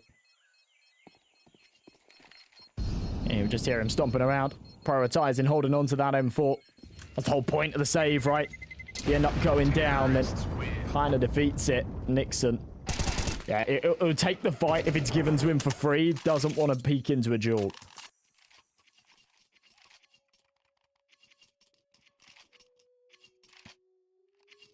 Prime been asleep all half? I don't know. I think he's had a good game. Him, Slime, and Nixon are playing well. You got him over 30.5. Better hit Rov chalked. What? Ah, right. Kieran Rov chalked. Of course. Right. Sorry, yeah. Peek into a duel. Like a duel. Like D-E-U-L.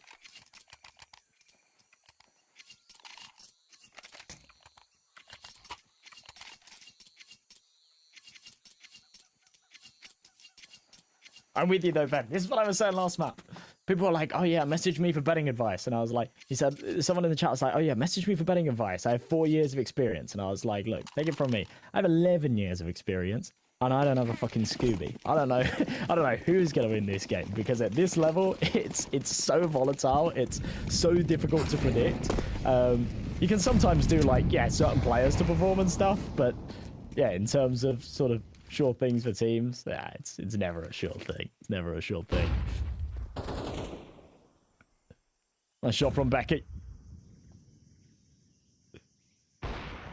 Lester on the other side, Slime with a big shot. Yeah, no way you're expecting an MP9 barrel pressed up against your ear like that. Slime still hitting. And hungry for more.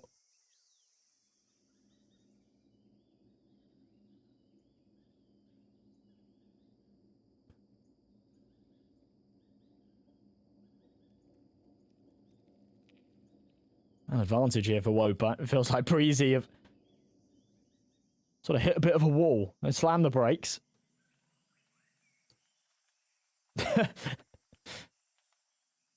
Here he is.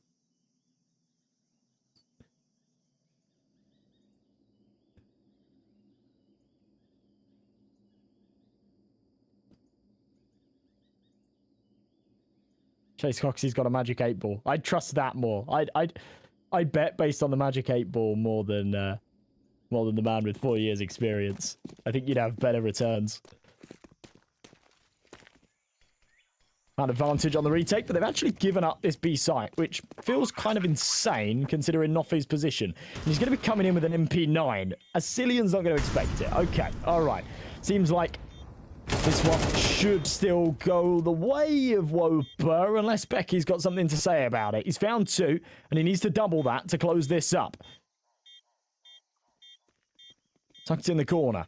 17 bullets. Doesn't want to reload. Knows that that's enough to take out both, and the AWP not holding for him. Second line's up, but Prime's there, and just on the bomb in the nick of time as well. Didn't have a kit, so having to wait out that CT smoke was a dangerous game. There's 10. Yeah, that's good betting advice from Aiden as well. If you're confident on an over, go under. Yep. It's always the way. Always the way. If you say this guy's crazy, he's got good ratings, he's playing well at the moment, yeah. he's definitely going to have the worst game he's had in the last 3 months. The second you click that button. That's how it goes. That's how it goes.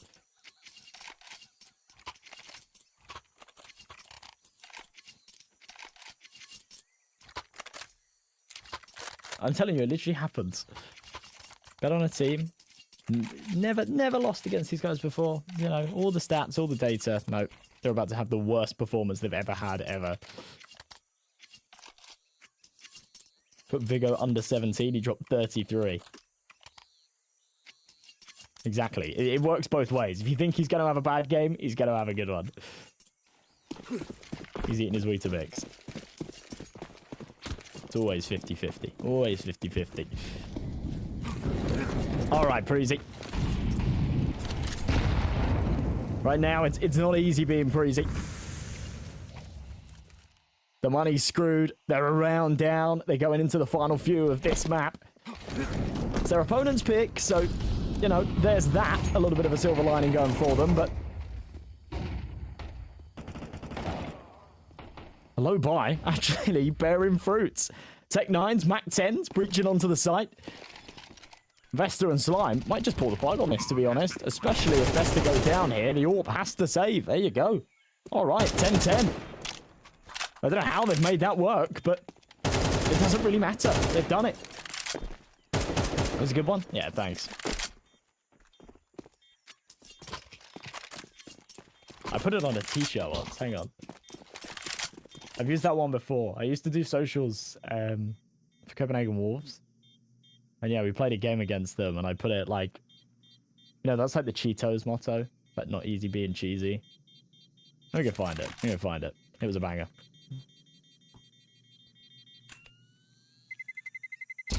Terrorists win.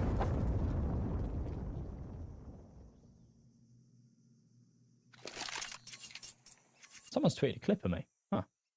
I'll watch it in a minute. I'll go and find the tweet in a minute as well. All right. Tied up at 10 apiece.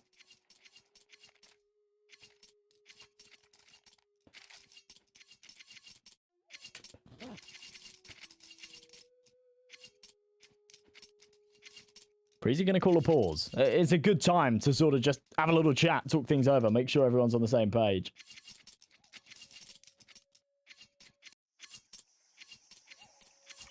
Yeah, he would have said it ain't easy. Yeah, I'm not cool enough for that, though. I haven't unlocked that vocabulary yet. He's my favorite tier 1 player. Ooh, that's a tough one.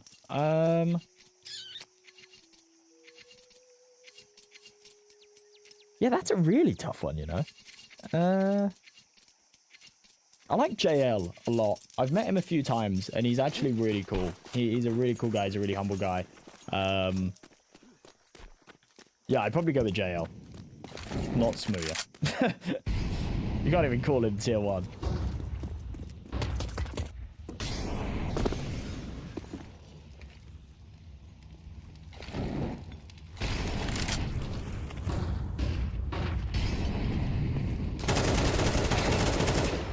All right, big pick from Vesta.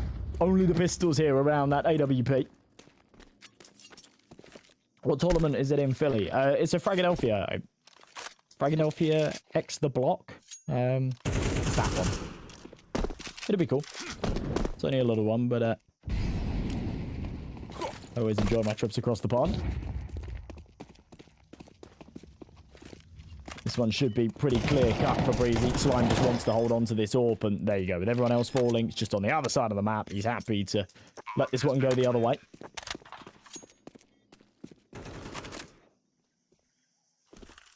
JL or Bit? No, it's got to be JL. Oh, over. Well, probably Bit. No, probably Bit. Probably Bit. I think you were saying which one I like more. Yeah, Bit. Bit, probably.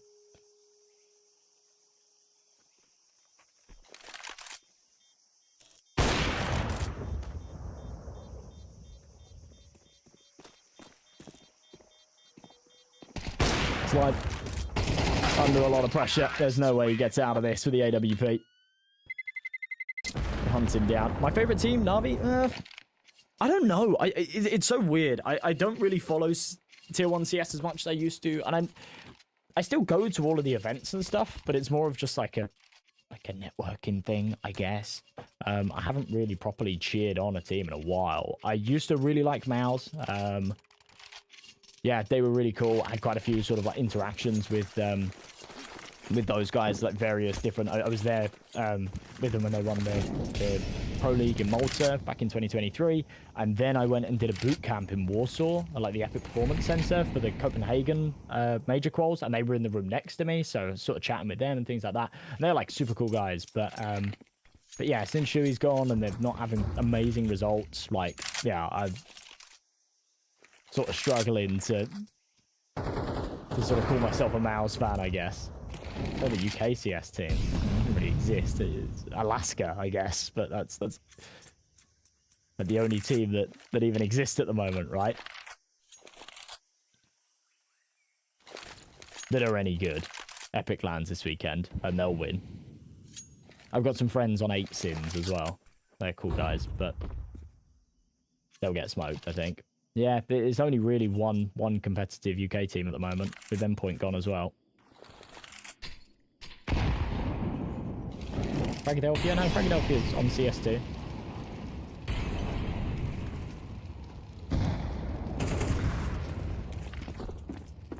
Alright, just a pistol hold should be light work for Preasy. The money has just fallen apart at the wrong time here for WOPA. Bomb has been planted. And a game that they had control of. It's just crumbled because the cash isn't there. They'll have a buy to try and deny OT, but... sorry, they'll have a buy to try and deny the win, but they'll be playing for OT. Personally, you love Cypher and Azu. Yeah, they're cool guys. They're cool guys. I do a lot of Epic lands. I used to do, like, every Epic land. I've been to, like, every single one since 25 or something. And now I'm 44, something like that. Haven't been to the last few, though, because I don't live in the UK anymore. I live in Amsterdam. But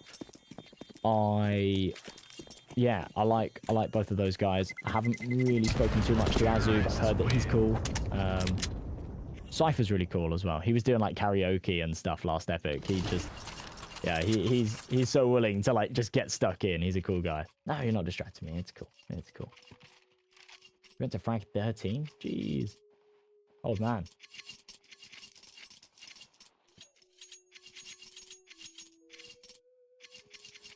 Yeah, it's cool. You can always tell when, like, players, especially... I mean, this goes for everybody, like, in the UK scene. On, like, the last day when the matches are finished, whether they get drunk and, you know, go to the bar and do karaoke and get stuck in, or whether or not they just tilt it and go home. Like, that decides for me whether or not they're cool. Big pick from Viggo. It's the last hurrah for WOPA. They lose this round, and their map pick's gone. They're then looking at Nuke. They'll start off on the CT side, which is something, right? But yeah, this feels rough. This feels rough. WOPA was 7-1 up. And it just didn't feel like a map that they were going to lose. But here we are. Big shot from Asilian on the no-scope. That's gross. And this one's chalked. Noffy and Nixon locked out. A single incendiary grenade to work with. No kit on either. Not a huge amount of time to work with, but the numbers is the bigger problem here. And Asilian hitting a monster shot. Viggo will trade him. And just like that, it'll be 13-10. Impressive stuff. Very, very impressive stuff from Preasy. I really did think that was going to be a WOPA victory. That doesn't end up being the case, and that's going to wrap things up for the first. We're going to go to a short break. When we return, we'll probably be sort of 7-8 minutes, something like that. We will be ready to rumble with Nuke. As I say, it's the Preasy map pick. WOPA will start on their CT side, so there is a little bit of an advantage there. I'm pretty sure they're a decent Nuke team as well. Yeah, WOPA do play a lot of Nuke, and they're actually pretty good on it. Preasy have had some terrible results recently on Nuke, but they've been playing against some pretty good teams. So we'll see how that one goes. Join us back in just a moment, though, folks, and we'll be waiting with the action.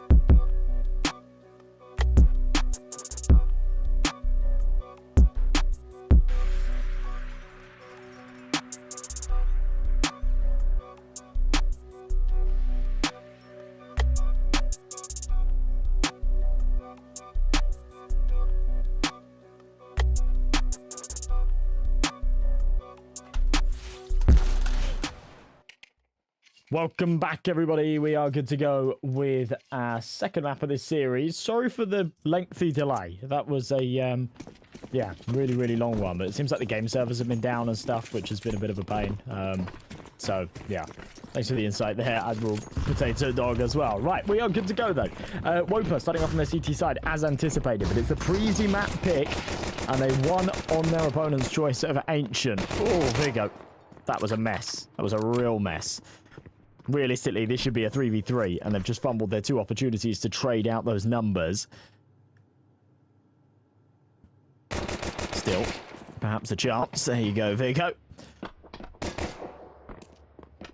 Second clips the charm, I guess. Doesn't look like Grilla's going to clear out the player at the back of the boxes, so nothing will deny that plant. Perhaps a trade from heaven, but still a 4v2 and a tall task if they can't hit these heads. Eventually, Asilian converts it. Vigo drops down from the ladder, wipes out the Hell player. Now a 2v2.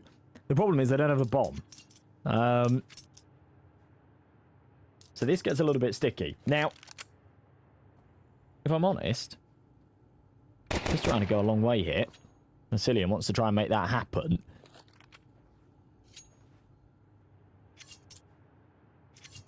WOPA has sort of had the lead in this round, but it has felt like a little bit of a fragile one. I mean, the Hell push was unnecessary, but other than that, I don't think they've done anything particularly wrong. It's just been messy gunfights. Noffy now called upon to try and make this work. He's found one in the round. He had a bit of a stinker in the last map. We'll see if he can pull something off here. Comes out a hut.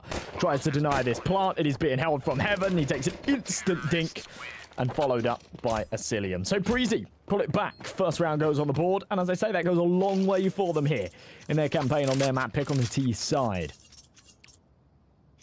WOPA won't really have the money to buy. I can't imagine they go for a force, which means Preasy will get a freebie second. If they do go for a force, they run the risk of giving Preasy 3 early on, which is a dangerous game.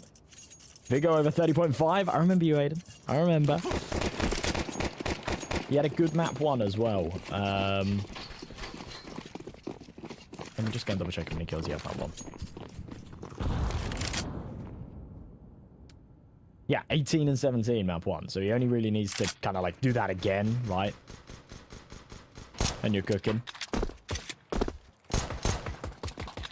Can do with him finding some eco frags here.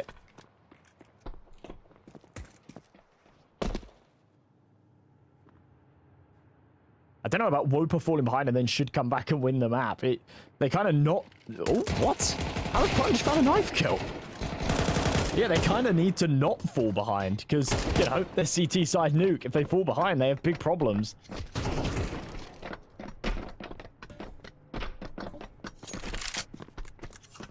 Grilla pressing. It's crazy that Vigo's the one to get knifed as well. Just as I say, oh yeah, he can do it to me. Eco frags, he gets knifed. But there you go. Yeah, Vigo's at 20 already. So, yeah, it just needs what? Another 11 kills. 13 total. I'm pretty sure he'll hit that. Under headshots for Noffy. That one's cooking as well. He played terrible map 1. 12 more for you. Ah, right. Yeah, over 31.5. Okay. I still think that's pretty realistic. Okay. So 2-0. Big opening from Vigo. That's a headshot as well. Through the edge of the box. Slime. Massively over aggressive on that AWP. I don't have anybody. I mean, yeah, I certainly don't bet on games that I cast. I don't really bet on CS at all, to be honest. But yeah, certainly don't bet on games that I cast. Certainly don't bet on anything sort of tier 2, tier 3. It's frowned upon. Doesn't say anywhere that I can't, but yeah, it's frowned upon.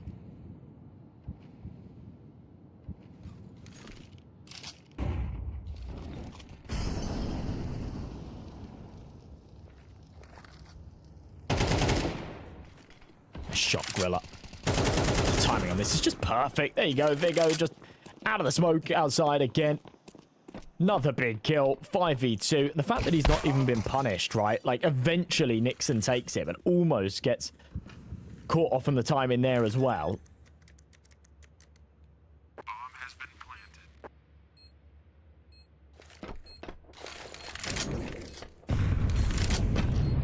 Am I an Astralis hater? I actually am a little bit. Yeah, I'll be honest. I'm kind of with you there. I'm kind of with you.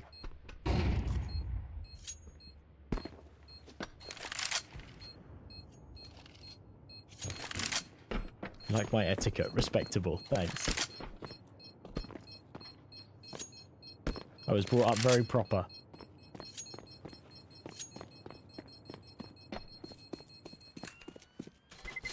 So that'll be 3-0. And more importantly, the buy round going the way of Preasy. So it's not just, you know, a little bit of a scrappy recovery on the pistol and a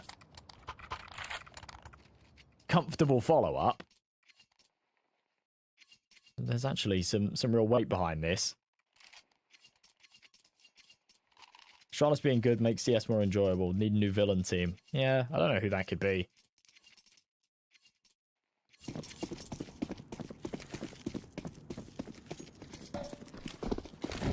A lot of like the villain teams in tier 2 are villain teams because they're like get like cheating and match fixing accusations and stuff.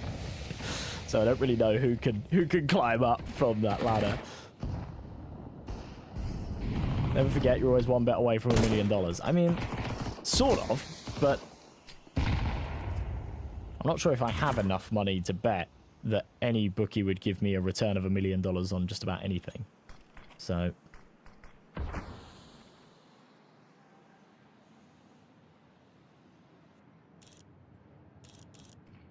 this job doesn't pay as well as everyone thinks.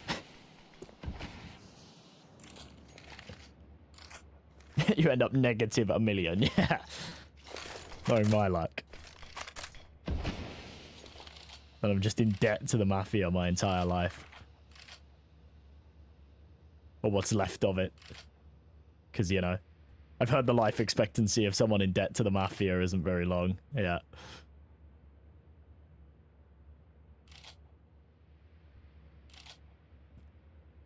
Well, WOPA pulled out a decent force around this one. Big kill from Asilian. Oh! It's a mess from Nixon, but he does actually manage to get away with it. It takes 2 for his troubles. Nothing with one elsewhere. Patty out onto the site, looking to try and put his first kill down on the board. He's got the bomb as well. Ideally, wants to get it planted, but his teammate's not there with him. He's down on the lower sites. He'll slip through vent, go and get this one tapped down on B. This is brilliant. Retake on its way. No real util to keep him back. There's a single flash on Patty. And he's seen crossing. They won't know that they're both there necessarily. It'll take him a few seconds to clear out the rest. Vigo, big headshot. 2v2. They're still not... Well, they'll know now. Oh, no, they won't. That was Vigo. They don't know where Patty is. Door reopens. Now that's confirmed. But not a lot of time on this bomb. Patty's just got to toy with them. And the longer he stays alive, the more chance he's got in this. 2 seconds, 1 second. Can't deny it. WOPA will take that. But that comes damn close. And Nixon with a 4-piece. Just struggled to trade him when he was on top of Hut there. Keep taking out the loans until you go positive. I'm not really sure that's how it works. You're only 970,000 euros away if you sell your PC, car, and bike. Yeah, that's not too bad. You're working towards it. I wouldn't get that close. My bike's worth piss, and I don't have a car.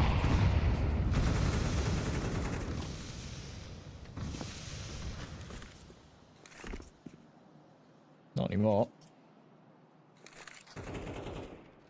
Here in Amsterdam, it doesn't really make sense to have a car. You just, like, driving here is horrible. Right. Big kill. It's Big O gone. It's a good trade from Patty, though. Losing 3 players in that last round as well. Sort of hurts the CT economy. They're reinvested into this, but they're again on no money. They're in this really fragile spot. So if Preasy can sort of bite back here. Sell a kidney, all in, buy back the kidney. That is a terrible idea, but if you win, you're laughing, right? You could even just sort of leverage your kidney. So you borrow that money so not to go through the surgery unnecessarily, but you sort of, you know, borrow the money, kidneys as collateral. If you lose it, then you go through the surgery. Big kill. Nice stuff from Noffy. Keeping a lid on things. Puts it back in for 3-on-3, and of course, Grilla will peek into Slime and meet his maker. The AWP just a little bit quicker. And does it twice. Second on the board for WOPA. Better rounds here. Again, it's only 2 staying alive, so got to buy him back down to 0. They should have a bit of a freebie here, or at least you'd think. I don't know. Preasy seem like they want to go for a force here. You have a car, but it's always broken. So do you really have a car? It's a BMW. No surprises. It's coolant issues. Amen to that. My best friends used to have a Mark II Golf. In fact, he had lots of cars because he was just an idiot. But yeah, we were working on it once, and it would like always have these coolant issues. And we'd put coolant in, and then it would just disappear. Right? It would just disappear. We wouldn't work out. Like we couldn't work out. It's like, right, we put it up to the line. Like, where's it all gone? And then yeah, basically there's loads of like pressure built up, and we sort of undid the cap one day, and it just blew off and started spraying like boiling hot coolant everywhere. It wasn't good. It wasn't good. You now see why they don't want casters interacting with chat? What? Because I'm encouraging you to sell kidneys. I'm not. This is not advice. Don't take my advice. Okay, Grilla. Time to shine, baby. Bomb down on B. Will be a little bit of cash, but yeah, no time to get off of it. Get back on an angle. We'll be tied up at 3 apiece. Better stuff from WOPA, but, you know, they need to kind of take the reins a little bit here and actually win out this half semi-confidently. Going back and forth and ended up with like a 6-6 won't really cut it on you. Preasy CT side is very strong here. And just ultimately, you'd expect it to be on a map like this. So, we'll see. El commentator? Oh my god. So fickle. So fickle.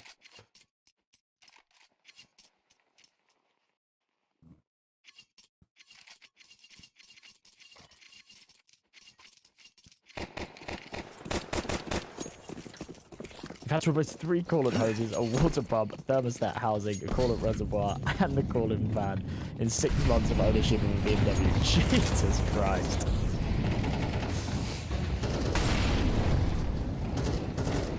Yeah, that is German engineering.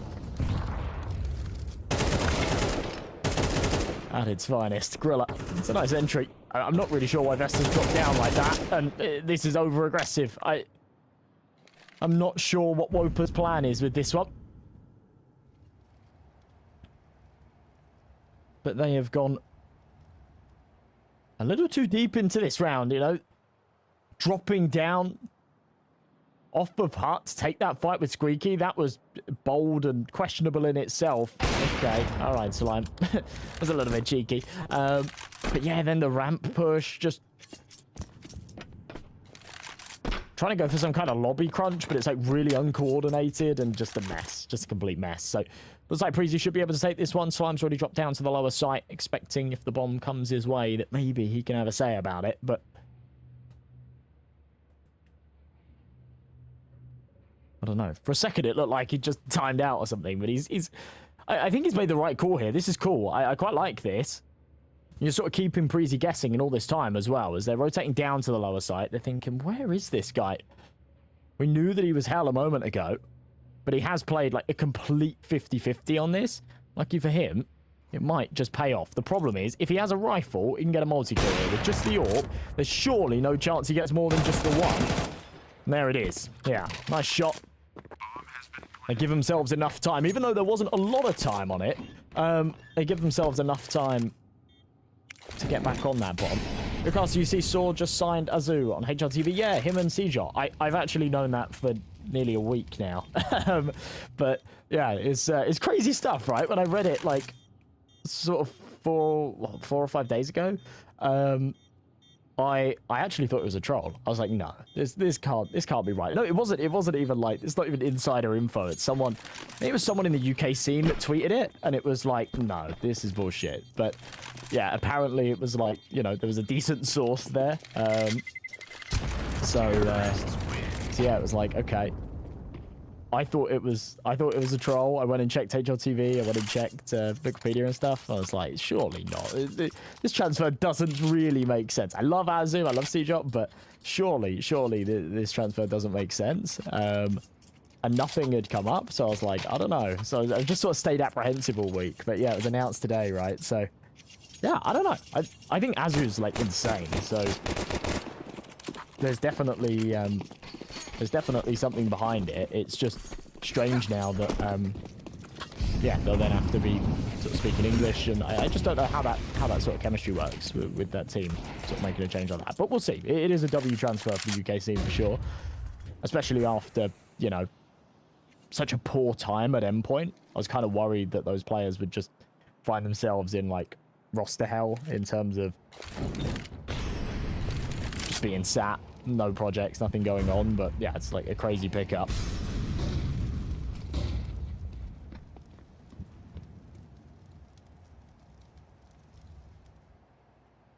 Yeah, Vigo's at 26. He's edging closer. Winning round number 8 as well. And the WOPA buy is kind of crap here, so you kind of expect a Preasy round. A couple of opportunities to come his way kill-wise. We'll see. One's behind the aircon, one down in hell, not facing though. Vigo into Slime's AWP instead. Trades there. He's edging, proof. I can't provide that. We don't have a webcams. I know, I'm sorry, but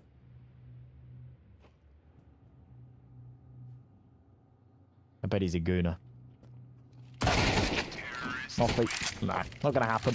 Not gonna happen. 5-3, Preasy. Keeping the rounds coming. That's better stuff as well.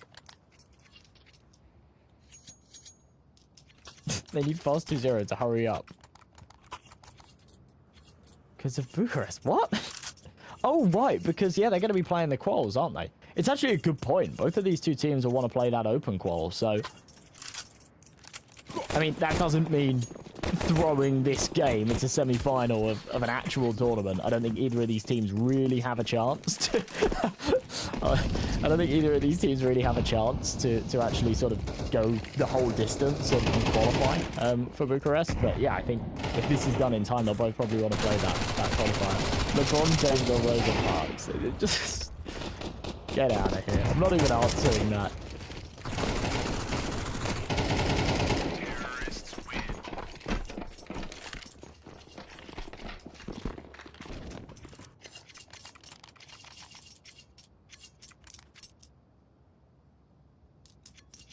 Ah, is that 3 options to pick or just 2 for the caster? Yeah, no, everyone else. It's for everyone else. Me, LeBron James, or Rosa Parks. You choose caster. Thanks, Snickers. Appreciate it. And Oshmi. Oh my god. You guys are too nice. I'm not sure. I'm not sure I really stand up to that, but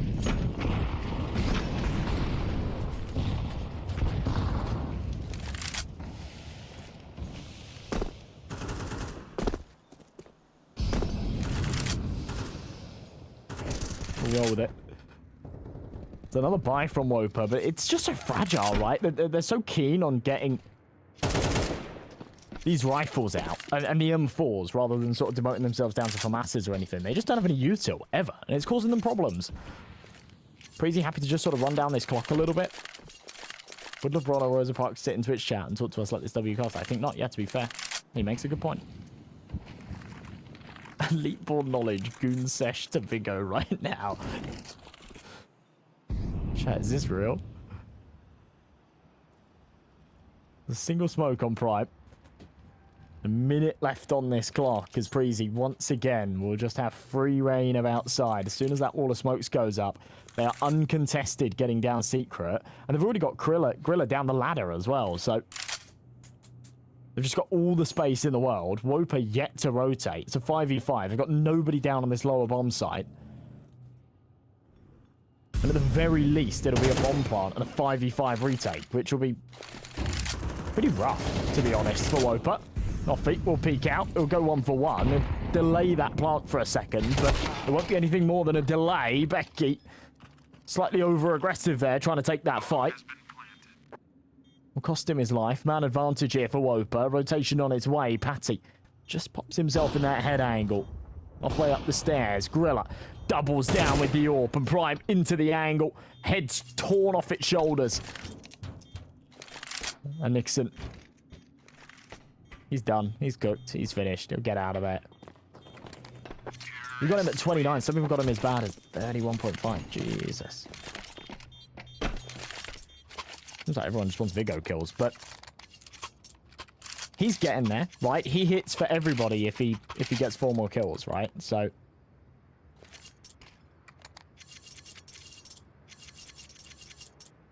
but yeah, this is kind of clear that WOPA are just looking a little bit lost on their CT side. Now, it's interesting to me because they are actually a team that play nuke. They're a team that play nuke quite a lot. They're pretty decent.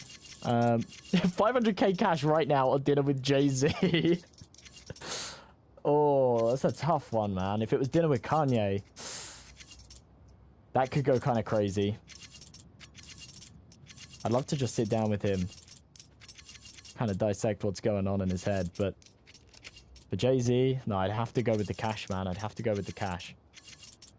Can you choose dinner with Caster? You can have dinner with me. You wish COD had a caster that's good and engage with the community? I could do COD. I play loads of COD. I actually play more COD than CS nowadays.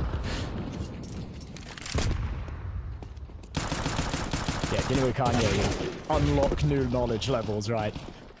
That would go crazy. That would go crazy.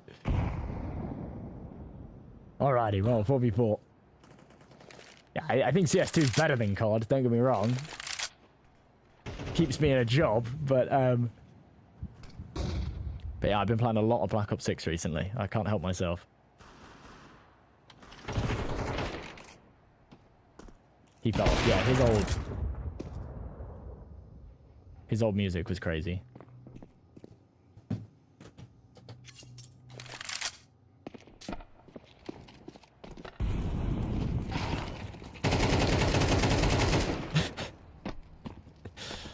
All right, well, keeping things tidy. Just up against the pistols. I don't think Noffy's going to give them all too much of a challenge, and they don't even want to take that challenge. They'll just drop down to B. Dinner with Jay-Z or Rosa Parks? I would go with dinner with Jay-Z for that one. I don't even know what I talk about with Rosa Parks. I'm sure she's a very interesting woman, but I think I just feel a bit awkward.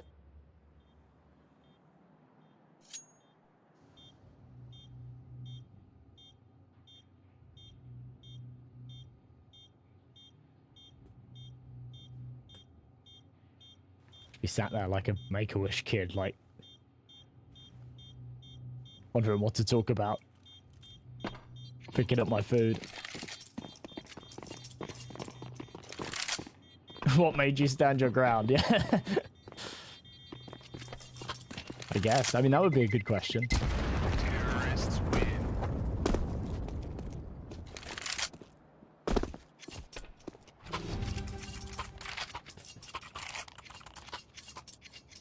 Vigo's going hard, though. He's 10 and 7 here on this map, and he's looking very, very good. He's very, very good.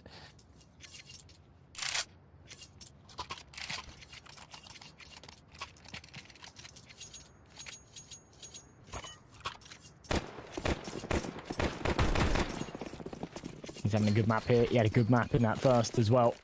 I think Preasy are just on track to close this one. I mean, even if they don't take this 9th round, I think they're going to be feeling pretty comfortable. This has been a very, very good T-half. If they do take it, then I think this one's just chalked up, right? That's all you, Tolu. That's all you.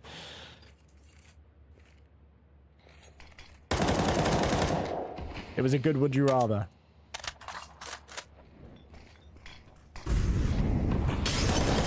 It's coming out. Vesta getting toasty toes, fire at his feet, forcing forward. Vigo takes himself another kill, and he's hungry for more, but peeks into Vesta, taken out. Thriller with a trade. Actually, a very scrappy back and forth, puts things into a 2-on-2. 1-on-1, Prime finishes it. That round was chaos, but it doesn't really matter. It's an 8-4 half for Preasy on their T side of Nuke. They now move over to their defense, and yeah, I have high hopes for them, especially if they can take this pistol round. I think Vesta, was he on 1 kill before that round or 0? Because he definitely got 1 there, and he might have even got 2, the more I think about it. So, I don't know. I appreciate all the love though. I don't normally get so much love from Twitch chat. As I said, I like these streams. These ones are fun.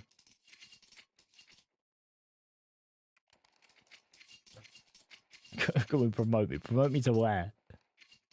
I'll be the CEO of EPL. Good caster, not Mr. Evil Caster, yeah.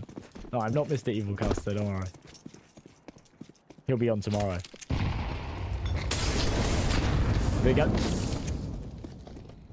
Fire at his feet. Force right back. He's tagged down to 3 HP. Sorry, 4 HP. Straight away, but still maintains his life. Patty and Becky with a good crossfire here. How on earth do you break this when you're entering out a single door, especially when they're crisp on the headshots? Prime will pull it back into somewhat of a palatable situation. But Grilla keeping him coming. And it all comes down to Slime. Bomb in no man's land. He's got to try and recover this. I just don't see a world where it happens. 55 HP. Does land a dink. Lands ahead as well. And now the 1v1. That's what Slime's capable of. His mechanics are through the roof. Grilla's managed to slip behind the vent. I don't think Slime's going to necessarily be expecting this, but he's just teetering with it. Expecting Grilla to eventually go for a peek. And there it is. Oh, Grilla. Crispy. We'll get it over the line. That one comes a little close for comfort. But not bad at all. Please buy Nip and fix the organization caster. Everyone's massively overestimating how much money I have / get paid.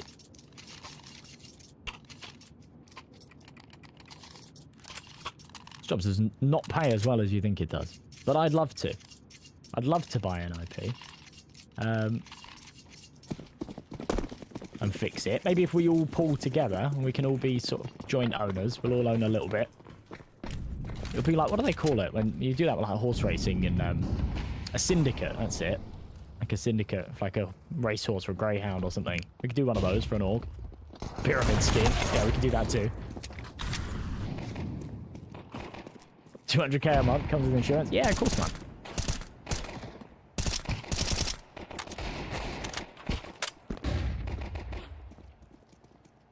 Shouldn't be too tested against the eco, but I don't know.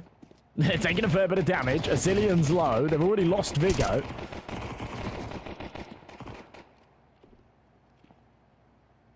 Seems like every single time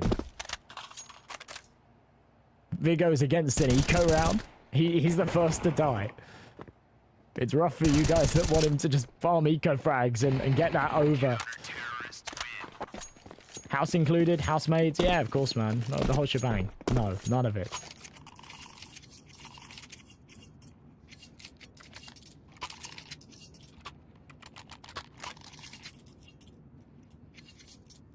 None of it, bro. I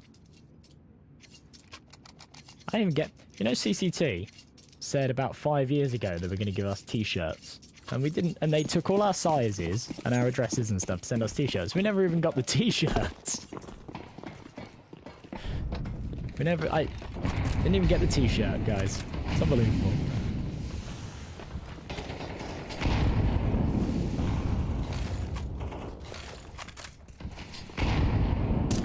Hey, G. Was that smoke open? Just wanted my address to blackmail you if you quit, yeah. Probably for major casters. 200k a month. No, that's still too much. That's still definitely too much. I bet major casters get t-shirts, though. That's the next big step up the ladder for me. It's a good entry. That's Vigo as well. That's Vigo with his 12th kill, right?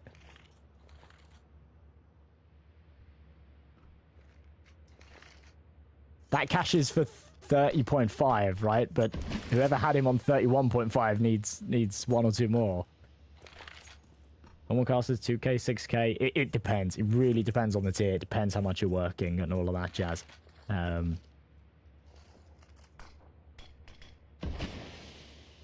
You got a lot of casters that do fairly big stuff, but only do like 2 or 3 events a year. You got some people like me that just kind of smash out everything. What's my socials? You want me to put it in chat?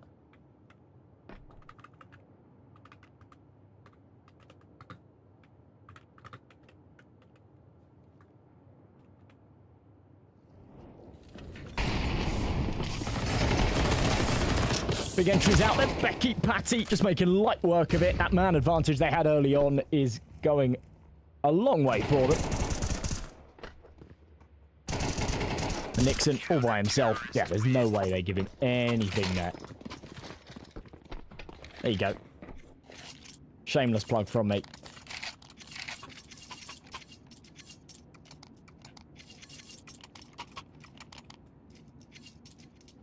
So we are drawing closer and closer to that inevitable finish. Preasy have just looked better. You know, there's been one little moment, I think, at the start of Ancient where I felt like they weren't up to the task. But outside of that, they've been brilliant. Their comeback on that first map was fantastic. They closed it without complication. They've come into Nuke with some real dominance. And WOPA have just looked lost. They have not looked like themselves.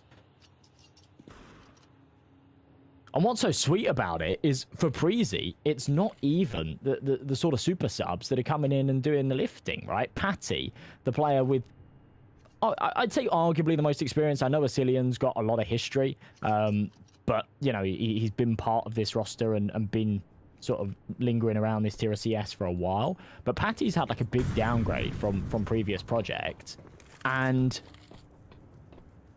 he's not even the one performing here. Everybody else is just going nuclear. You got Gorilla having a great game. You got Vigo and Becky having a great series as well. You sat through 3 ads just for me and the follows. Thanks so much, guys. I really, really appreciate it. You guys have been absolutely fantastic today. Yeah,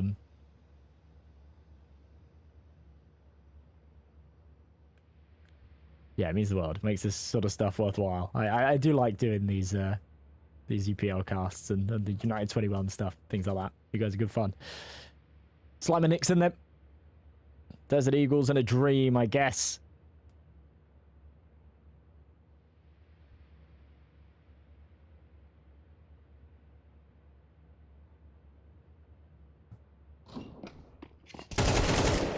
Yeah, no chance. Bomb dropped. See ya. What other games am I doing? I normally do CCT, Compass, stuff like that. Thunderpick, bits and bobs. I'll probably be doing the Bucharest quals as well, just on my own channel later today and tomorrow, just because something to do. Nice little closer though. Vigo doesn't get a his 14th yet. Surely you guys have all cashed by now. I thought Vigo... What is he on at the moment? Oh, he's on 31. So the people that need him, 31.5. Oh, this would be a rough one. Okay, I pray for you all. I pray for you all. That's going to be the focus of this potentially final round. Can Vigo get one more kill? They look to close this one. Preasy, they have made light work of their Danish rivals. Asilian, overwhelmed. Nade hits him, and that AWP won't flick. Vigo goes down, but with a 2-man disadvantage. I don't think this will be the round that Preasy close it anyway. And that sort of solidifies that fact further.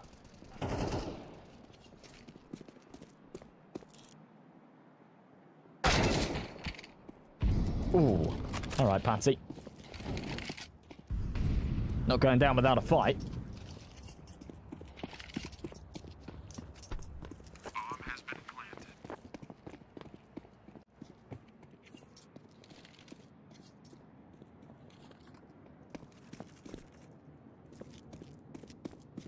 Does just have to be the save, though. They've got money, but they don't have heaps of cash, so...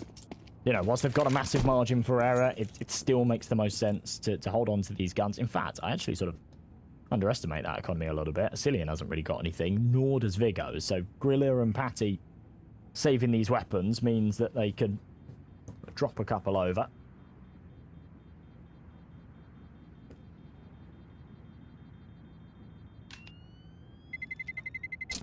Terrorists win.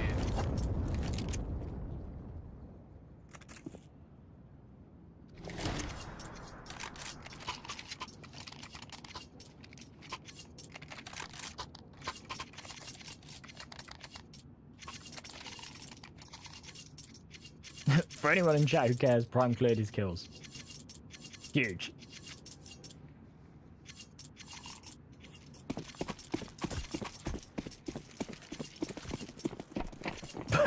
As of spawn, GG. Alright. Come on, Viggo. Second time's the charm. Can't have people pushing. Gotta come through. Spams away. Asilian with that first through the smoke. Viggo being tagged down super low. Gets out of there. Asilian's found his second and Viggo's gone down. No. WOPA down to the lower bomb site.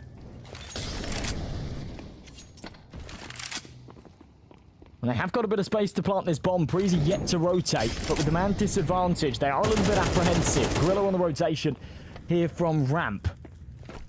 In fact, they're all coming in from ramp. This bomb will be tapped in.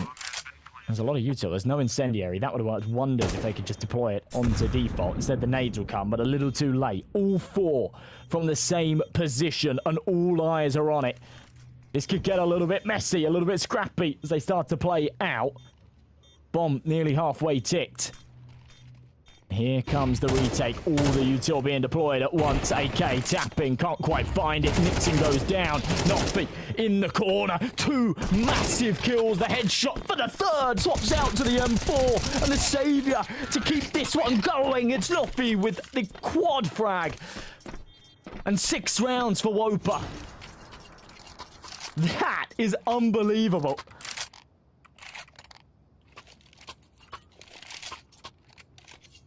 My oh my.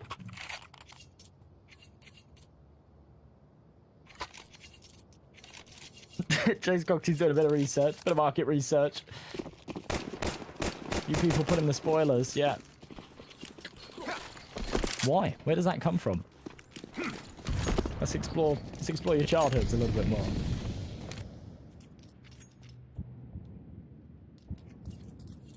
Okay, Viggo. Third time's the charm. Or maybe not, actually. They're only on USPs, but that means that he'll probably get another chance.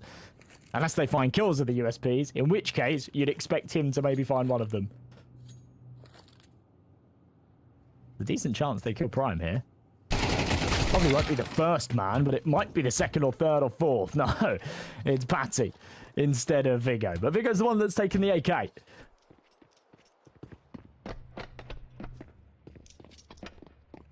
They'll probably look to hold on to this. I mean, it's not going to matter a great deal. They'll be on fire the next anyway. But, oh, there you go. He did it. In an eco round as well. Prime with the triple as well. Does that mean Prime hits too? Oh my god. What a day.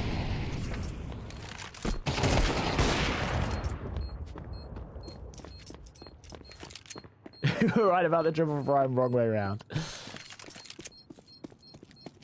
This is crazy damage for an eco round.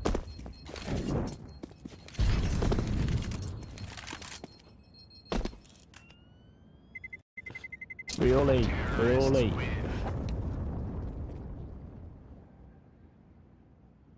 What a game.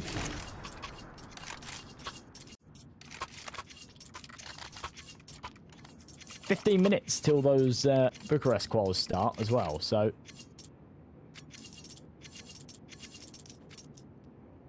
ordering a Prime jersey right now. I'm not sure. Can you do that? Do they have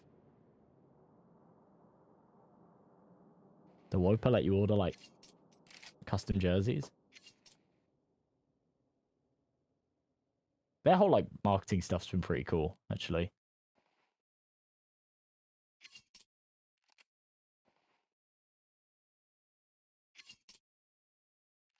Yeah, 15 minutes till the closure of play, I think, but also the today's Bucharest quals start in 15 minutes, which both of these two teams would probably be looking to play, so if only you had cast a salary, you could have made serious coin just now.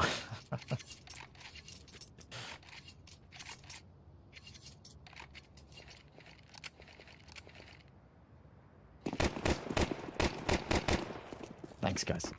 I appreciate all the love. Right, let's get this one wrapped up then. Preasy. They've got 5 chances to close this before OT, but they're looking to do it right here. They got the guns out. M4s, AWP.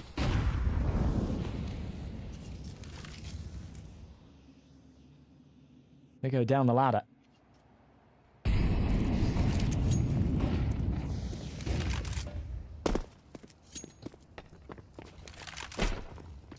Vasilian conversion just in the nick of time. Look at that. Gorilla will go down, but Asilian hitting his shots, follows up onto Prime as well, who's just kind of unsuspecting outside, looking the wrong way. The man advantage here on the retake. They're already down on the lower site as well before the bomb's gone down. Surely WOPA don't stand a chance here. As the digits start to be tapped in, Vesta goes down from control. And a 4 versus 2. Slime out of position with that ult. Nixon, does he open the door here? Is he just going to sit behind it? He's going to play with his head in the hole and land himself a kill of his own, but traded back by Vigo. He'll swap out to a rifle. 2v1 Slime in the corner. He'll jump back out. He's just playing mind games with them. There's not a lot of time left on this bomb, but it doesn't matter. Asilian comes in from the sidelines, and Preasy make it 13. Everybody's bets seem to cash. It's happy days if you're a Preasy fan. The Danish derby goes 2-0, and I don't think anyone was really expecting that, nor was I. I actually thought we were going for a 3-mapper there at the start, but yeah, not the case. So happy days, right? Happy, happy, happy. And a good game. And it means they're both finished in time for the quals as well, if either of them do want to go and play that. So, yeah, that's going to be WOPA moving on to... Not WOPA, sorry. WOPA going down to the lower bracket. Preasy moving on to that finals game, which will be up against Johnny Speeds. That one was a bit of a slog. That was a crazy 3-mapper if you were joining us for that this morning. But that is going to be all from us. That's going to be all from me as well. Thank you so, so much for all of the love, guys. You have been absolutely fantastic. It honestly made this stream really, really worthwhile. Really, really fun. So, yeah. Big love to you guys. If you do want to follow me anywhere, then yeah, my Twitch is just at M&J, at M&Jcast on Twitter, and yeah, I put my Instagram in the chat as well if anyone really cares. But yeah, that's going to wrap things up. So have a wonderful rest of your day. I hope that your bets keep cashing, and I will see you all next time. Bye-bye.